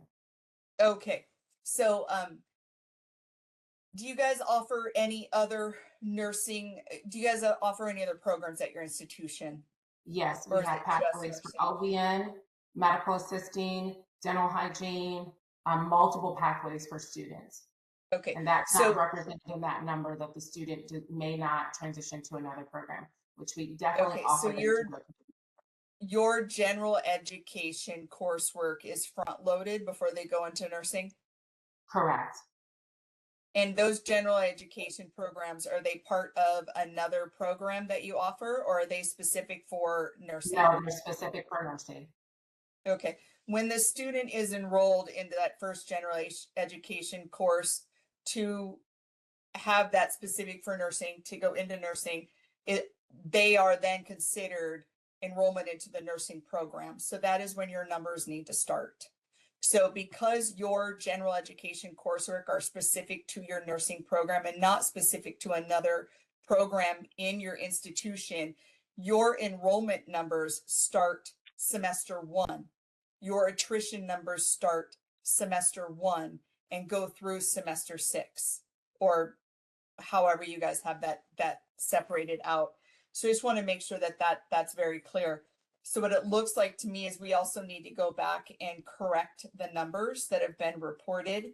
The numbers that we're reporting, we need to go from enrollment into your nursing program, which is day 1, because your GEs are specifically tailored towards nursing, and because your students believe they have entered into the nursing program at that point, or they wouldn't be taking those GEs for nursing, that is day 1. So we'll ask for you guys for the board meeting to correct the numbers that we have submitted. And then just for our board members, the reason that those attrition numbers on our AIS, we get those from our annual report that are self-reported by the school. So again, if those numbers, if they were classifying those numbers in a way that we were not familiar with until this conversation happened, that is why those numbers were reported, because it is school reported numbers, not our numbers being pulled from the schools.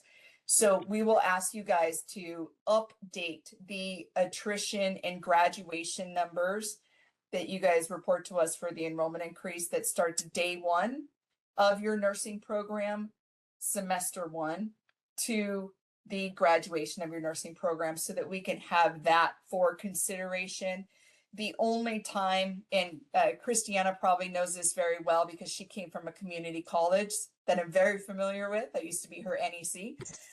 And so she probably is aware of reporting numbers different, because at a community college, those general education courses can go to any CSU, any UC. They can go into a nursing program, they can go into a public health program that's non-nursing, etc. And so a community college, you would not report those numbers until you got into the nursing program, because those general educations are truly general ed. In the way that some of our private colleges and universities are made up, because they do have specific nursing only general ed that is part of their nursing program, and those general education coursework falls under 16 CCR 1426, where we outline you must have English, you must have an oral and a group and communications. We also say you must have microbiology with anatomy and physiology, and they must have lab. That's all under our purview then. So that is specific for schools that are made up from that. So we need your attrition numbers from semester 1, day 1 to the end of the program, because of the way that the school and your program is outlined. So even if the students choose to go to a different program at the end of their general education, and they choose not to go to nursing, which they could do, how is that considered in the calculation? It's not, excuse me, it's not up to the student. It's up to how your program is outlined. So the student can choose what they want to do. Your program, when you accept that person in for admission, you are accepting them into your nursing program, and you are giving them general education courses that are counted towards your nursing degree. So maybe I was inaccurate. They're accepted into pre-nursing, and then they're allowed to come into nursing. At midpoint, they take a TEAS to come into nursing. So they can choose to not go the pathway of nursing once they get to the end of their general education, because then they take an assessment to assess where they are before they're admitted into the nursing program. So that is pre-nursing, but you asked if they were created for the students. Yes. Okay, so your TEAS test and your enrollment into nursing does not happen until semester 3. So in semester 1 and 2. I want to make sure I'm correct in my statements. Is that correct? Just please repeat it. I haven't. I can hear you, Gloria. Anybody that can hear you, I want to make sure you're correct for your campuses specifically. I don't want to misstate anything. Yeah. So Christiana and Michelle and Dr. Bellotti. Yes. So what is the question, Lori, again? Please repeat when it. you guys give your TEAS test. Yes. We give it Semester two, semester semester two. midway through At the semester two, at the beginning of semester 2 or at the end of semester 2? at the middle. The The middle. middle of semester 2. When does the student get a letter from the school saying that they've been accepted into the nursing program? At the end of semester two. What are they doing in semester 1 and in semester 2? The prereqs. The prereqs. The prereqs. Anatomy, physio, yes. Everything, prereqs. Okay. micro, all of them. Okay. Those prerequisites that they take at your guys' campus, do they transfer to any of your other programs That's a question. to receive credit towards graduation? Yes, they can go to the LVN program. They can go to any other program within our system. Not that they can go to, do the general education credits that are given in 1 and 2 transfer into any of your other programs for credit towards the completion of those courses? Yes. They can go directly into the LVN program and get direct credit, exact credit for equal to what they would need for that program. And this could be just my misunderstanding, so I want some clarification. My understanding is that an LVN program does not require RN level general education credits for psych, soc, A&P, micro, English, etc. Am I not It doesn't correct in that? require it, but we would give them credit for the courses that are required, as well as they could transfer to a different institution that for a different degree using our credits. So they're still considered pre-nursing. They are not nursing until semester 2, until they said the middle of semester 2. So there is not a direct transfer in credit into your LVN program. That is something that would have to be looked at For because the anatomy curriculum is not the physiology, same. there is. Yeah, for the Not a anatomy direct physiology, transfer. but it's not direct, no ma'am. Yeah, not a direct transfer, but they could receive credit if they have completed that towards that. But it's not like this 3-unit course directly transfers to the same 3-unit course for that. It is a different coursework. My other question is, I don't believe are you guys WASC accredited for your general education courses? So they don't transfer to another institution. Is that accurate? They're ABHAS accredited. We're ABHAS accredited. They're ABHAS, but not WASC. And so they don't directly transfer to another institution. Okay. So I just want to, and we do accept for our surgical technical program, that would be an exact transfer for surgical so tech. your surgical tech program is an associate degree as well? Correct. Okay, and do you guys offer those surgical tech programs at all of your campuses here in California? I don't know if they're at all. I'll have to get that answer. I don't want to. So you guys have 5 campuses here. Of those 5 campuses, is the surgical tech offered? And if so, in which ones? Okay, I'll find out. Okay, cool. Thank you. So again, just more information when we're getting information that comes forward to us. Sometimes just with the miscommunications and misunderstanding and interpretation of the ask, we do need to take time to clarify this. And Dr. Blotti, I know that you went through this the last time we were here when we were concerned about enrollment numbers. And so I ask again, just to make sure that we're very accurate with that. So as you guys are preparing for the board meeting next month, what I'm asking of is a enrollment number into what you guys are considered pre-nursing, and separate that enrollment number from what you guys are considering your nursing program so that we can get an accurate representation of the entirety of the program. If you guys separate your attrition, which is what it looks like you guys are doing, I would like to get your attrition numbers for your general education non-nursing coursework, as well as the attrition numbers for your nursing coursework so that we can have an accurate understanding of that. Because your interpretation may be different than what our board's interpretation is, which is why we're asking these questions.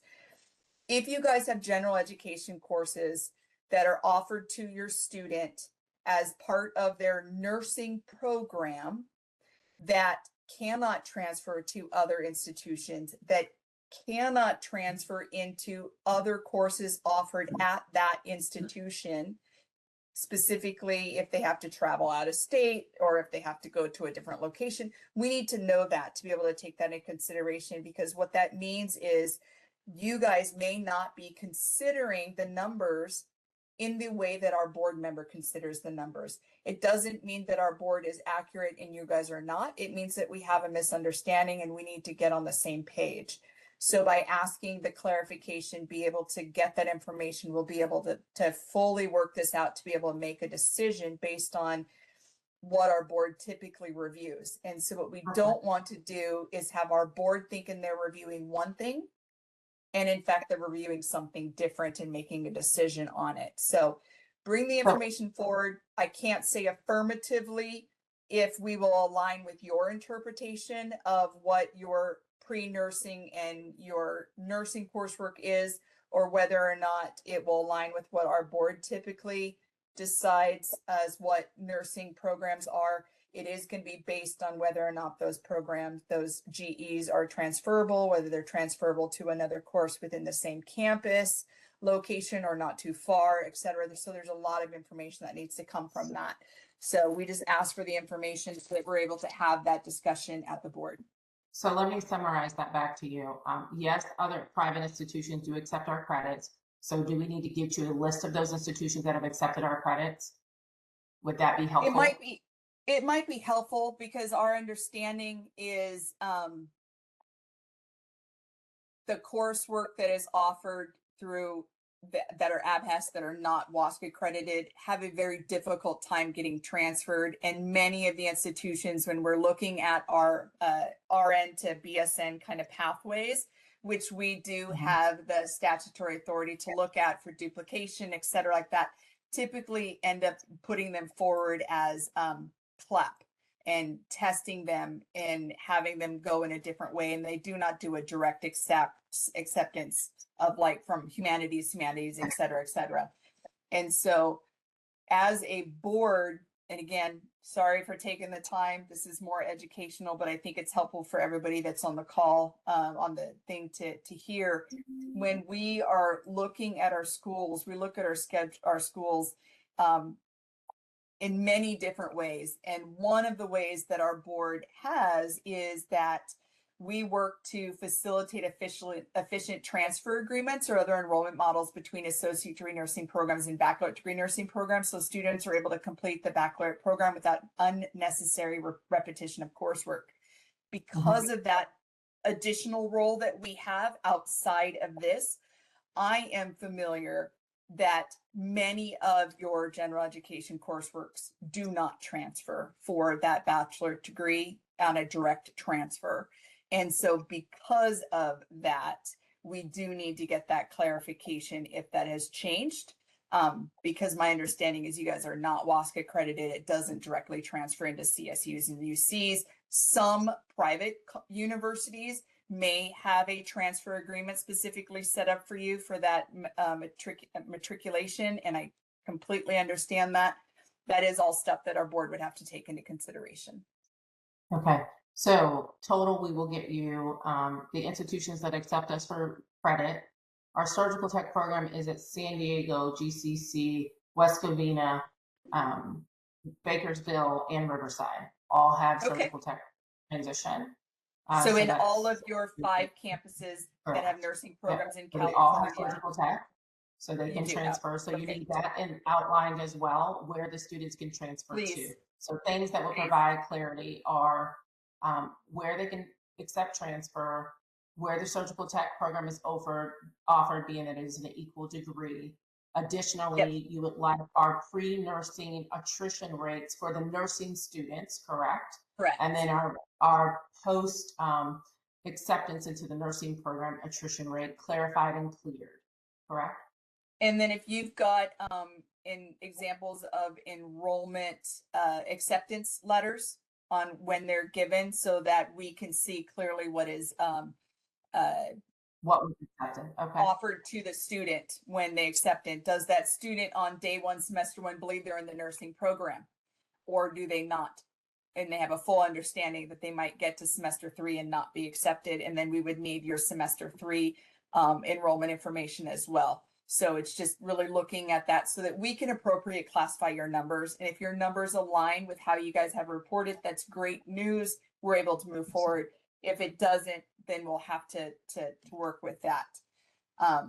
One of the other things that I think would be helpful to turn in would be if they can go to the surgical tech, can you let us know if your students are actually going into surgical tech? If they applied for pre-nursing, they did not get into they didn't get into nursing once they completed their nursing general education courses, please let us know of that attrition rate if you're separating it out, if any of those have actually gone into the surgical tech and what the numbers are with that, because that will definitely help to outline what the students are told, what their expectations are, and whether or not that has actually worked out the way that you guys have set up to accommodate those students, or whether those students are lost altogether from your program and are truly attrition, and not that they just transferred degree options. That is a different way of reporting it, right? So if it's a transferred degree option, that's not attrition, right? So that's why we have to be able to know that, so we can work out your true attrition number for reporting. So hopefully that is helpful. We will get this from you guys correctly. I do understand it's been longstanding with reporting numbers and having that uncertainty and not having that clarification. So we need to get that to be able to move forward. And I And do want to Lori, make the if you don't mind, I need to interrupt just for a second to remind you about the facility collaboration. That was the very first thing we talked about, but I want to make sure that's on the list too. That was the very first thing we talked about. Thanks, Janelle. Yep.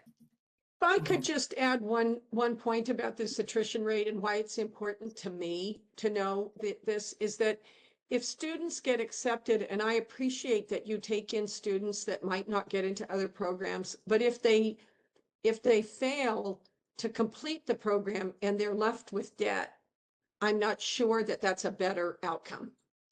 So that's kind of where I come from when I'm looking at these high attrition rates. Definitely. And then I think we need to also include students that we allow to come back to our program, who maybe life has happened for them and then they're able to come back to the program, because part of it is that life does happen for students who are underserved and marginalized. And so therefore they may have to take time, and it doesn't mean that they will end up with nothing. It means they may have to take a moment. And so I think part of our story also is the grace that we extend students that I know they are not offered at other institutions. Thank you. So, and the refund of all their money that we provide them as well, if for some reason they're not successful, we can include that as well. Thank you. So in light of all the information, Real quick, Dolores, I need to do one point of clarification. I apologize. We look at so our board, and so I appreciate you wanting to report the numbers for your return from leave of absence and your having them back in. Each one of our nursing programs does have a readmission policy. Typically it's 1 year, they sit out, and if after 1 year they have not returned, they do a reapply. And so that is common throughout most of our institutions. And so what our board tracks is on-time completion. So if you've got student A, B, C, D, and E that enters on day 1 and they believe they're going to be done 2 years from that date, we look at specific student A, B, C, D, and E. We don't look at, we enrolled 5, 2 failed, we took in 2 return from leave of absences, and so our numbers at the end are 5 still. Right. I get that process. We look at this specific student. I know that Title IV federal funding looks at time and a half. And so it's 150% of the program, which is what they do their attrition rates on and graduation rates on. We do not. We look at 100%. We don't have the leeway of 150%. So you coming in from out of state, you dealing with other entities, I want to make sure that you're also aware of the reporting of the correct numbers that BRN utilizes. And that's on time completion, 100% of the program, not Title IV funding on time completion, which is 150% of the program. I understand. Thank you. So in light of all the information that is not present currently, for the board to consider, we need the numbers updated and updated academic collaboration form. We also need, and we're concerned, of course, we need more accurate numbers on the attrition rate. So in light of all this, I would like to defer item 5.2.2 to the board. Therefore, on the motion, I do not recommend acceptance at this time. So nope, Dolores, you would not make a motion. If you're deferring taking any action at all. So no motion is needed. You would just defer this to the full board. We will continue to add any information as requested, and this will be pulled out of the consent agenda for the board for this to be talked about in November. Yeah, perfect. That's what I'm recommending we do. Thank you, ladies, all three of you, for answering questions. We look forward to seeing you at our board meeting in November. Definitely. Thank you. We will need to go out to public comment. Yes, thank you. BRN moderator, take us to public comment, please. We will be opening for public comment now. Please refer to the screen share for members of the public to see how they should type in their request for comment.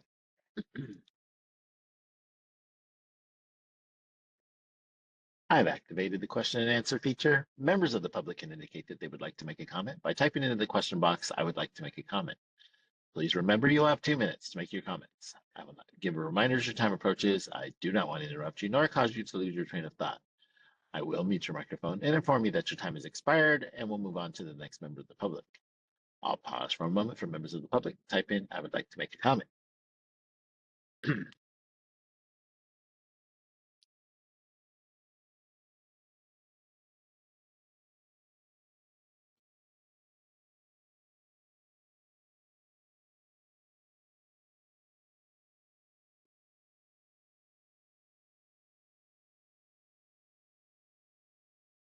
Committee Chair Dominguez, there are no public requests for comments on the WebEx. We have no in-person representation in BRN HQ. Would you like me to close this window? Yes, please.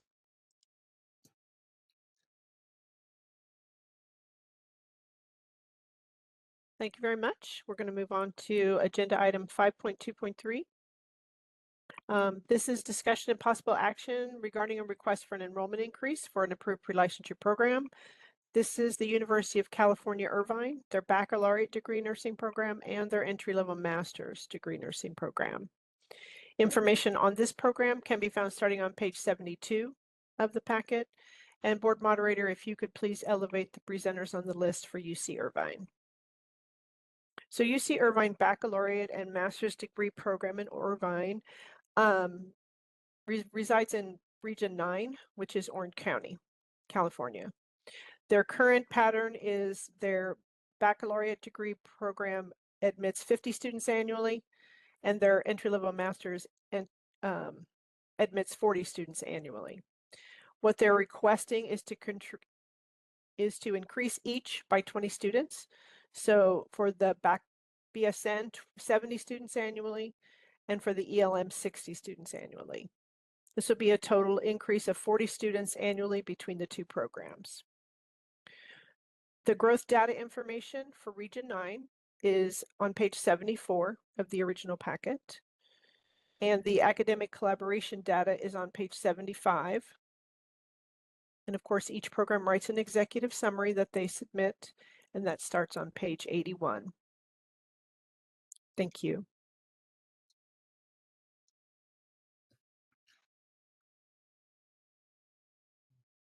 This is an impacted region, I believe. Orange County. Yes, San Diego, Orange County, LA are all impacted areas. However, as you heard just with the Marcia First stuff that just came through, and the one prior to that we considered, is instead of just going off of impacted areas, we are looking at the clinical collaboration. If they are able to show that their growth does not negatively impact another program, then that is something that our board can consider when looking at these increases. If that has not been shown, the request is that they do their due diligence to show that, and you could ask for additional information to be brought forward in front of the board to be to be able to make those decisions based on that. Okay. I mean, I like that they filled out this academic collaboration form. It's easier to see where their clinical sites are and if there's any impaction to And they consider. did on this collaborative form, they did include all of it, the OBP, psych mental health, and Jerry. It is the complete program, and does show the specific institutions that would be helping them to absorb that enrollment increase. They also have shared how that communication was and the impact. In my mind, this is a modest increase, and their numbers are stellar. So I'm inclined to support this. Okay. It does also look like on that, by that form, you know, the one that they're talking about, like regents, they're going to maxify their current clinical groups. So they're not taking additional days and shifts. The other ones, they showed that there was no impact at their UC Irvine Health, that they're using that. So it looks to me that it is clearly documented here, and along with the statement that they do have in the agenda item summary that was pulled from the NECs working with the school, is it says that they have the infrastructure and the current faculty to support the enrollment and requests, that they utilize their current clinical affiliations and their UC Health expansion. So it's new 5 hospitals, etc.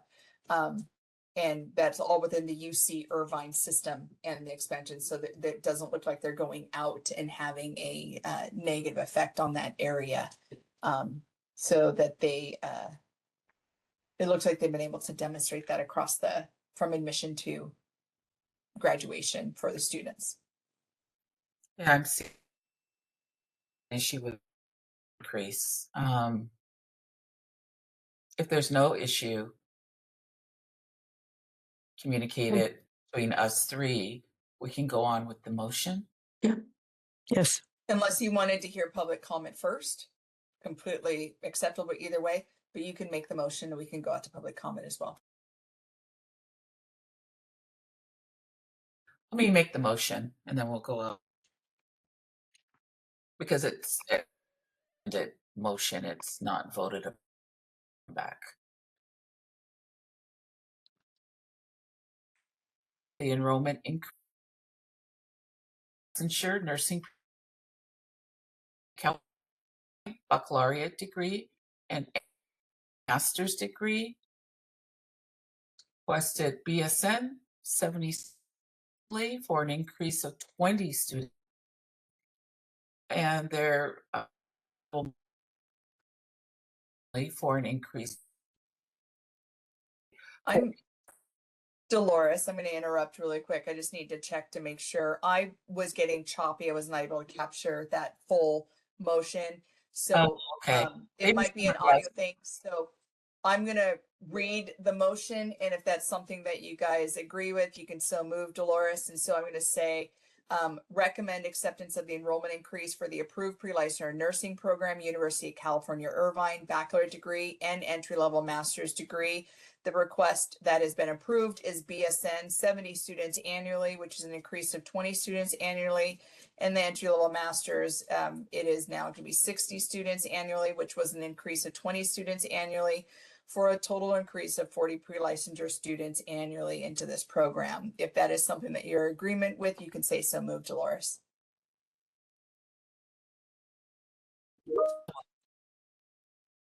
Thank you. So Dolores made that motion with and a I'll so second move, it. and Trisha has a second. We'll go out to public comment. Thank you.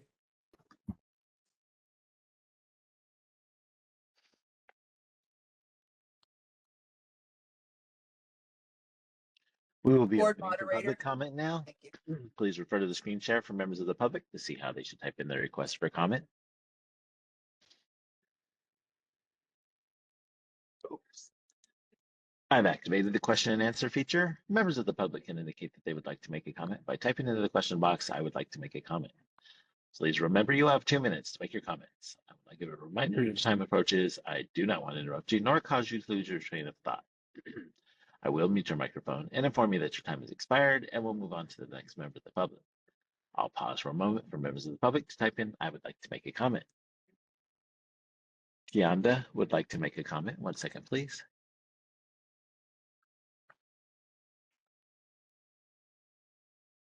Oh.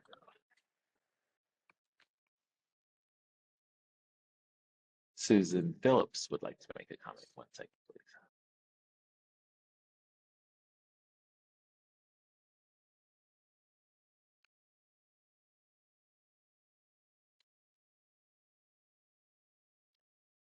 Suzanne, on your computer, you have a small window that's probably hiding behind something you have open. You need to go find and unmute.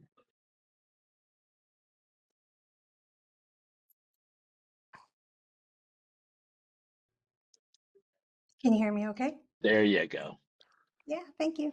Good morning to all of you. Thank you so much for reading our proposal here. I'm Suzanne Phillips, the Senior Associate Dean at the University of California, Irvine. We just want to thank all of you for your time. I certainly know how long this process takes, so thank you to all of you. Thank you for your comment.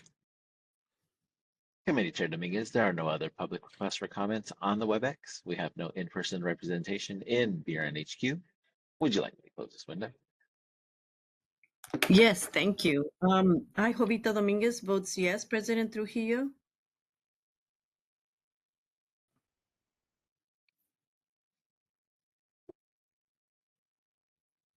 So Can you yeah, try again, Dolores? We can't hear you. I don't know on today. Yeah, it's probably just a bandwidth issue at your home. For some reason, it's not carrying the audio and the visual clearly today. Great. Can you hear me now? Yeah. Yes. Yes, Okay. we can. And so for Dolores, the roll call, go ahead. thank you. Here.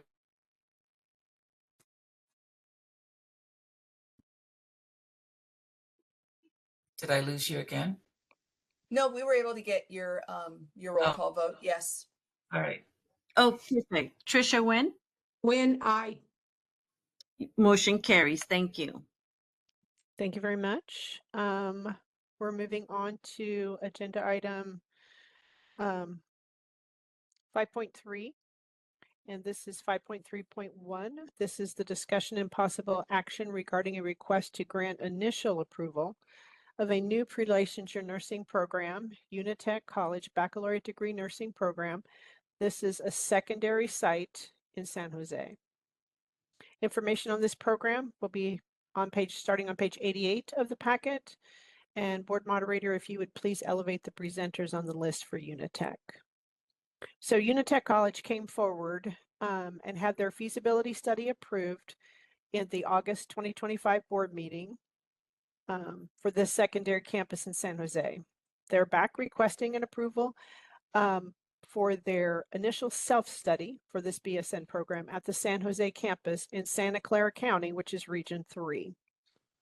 Their enrollment request is 40 students 3 times a year for an annual enrollment of 120 students. Their growth data information for Region 3 is on page 90 and 91. They already did the facility collaboration when they came forward for feasibility, so they did not need that for their initial self-study. And they also have an executive summary that they prepared for you, which starts on page 92. Thank you. And then just to provide clarification, we kind of updated the agenda item summary for you guys to make this as clear as possible. That the request is on the top where it just says that they've come into compliance with the self-study.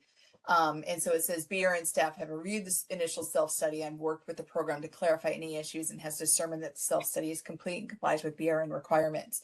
That's the ask. The stuff below says data presented below is from their accepted feasibility study. So all of that data there is just for reference for you guys. It's already been determined. You guys have already approved it. So what is occurring now is this school, based on your approval of the feasibility, has hired faculty, got a location, and is ready to enroll students. And so this, very similar to like a building permit, is your occupation permit acceptance. So at this point, everything's come into compliance. Your motion today would allow them to start enrolling students into the program that you've already approved, because the NEC has shown that they have met all of our rules and regulations and can enroll students. So this starts the nursing program that you guys approved a while back. Yeah, I don't have questions. Any I don't either. Yeah. Okay. So motion. Then let's, thank you. Then let's see, I'm trying to get out of there. So I would recommend granting initial approval of a secondary campus in San Jose requested by Unitech College baccalaureate degree nursing program with an enrollment pattern of 40 students 3 times a year for an annual enrollment of 120. Do I have a second? I'll second. All right, thank you. BRN moderator, would you take us to public comment, please? We will be opening for public comment now. Please refer to the screen share for members of the public to see how they should type in their request for comment.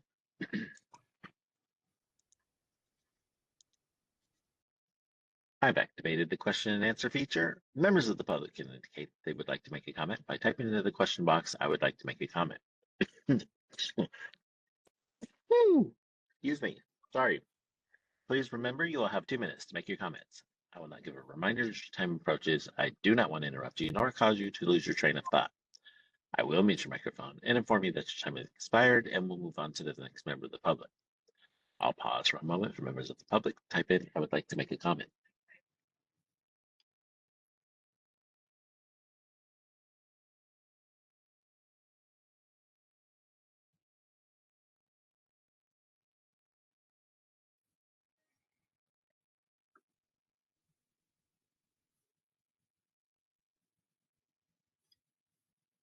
Committee Chair Dominguez, there are no public requests for comments on the WebEx. We have no in-person representation in BRN HQ. Would you like me to close this window? Yes, I, Jovita Dominguez, votes yes. President Trujillo? Trujillo votes yes. Trisha Wynn? Wynn, yes. Motion carries. Thank you. And I believe we are at 6.0, which is adjournment.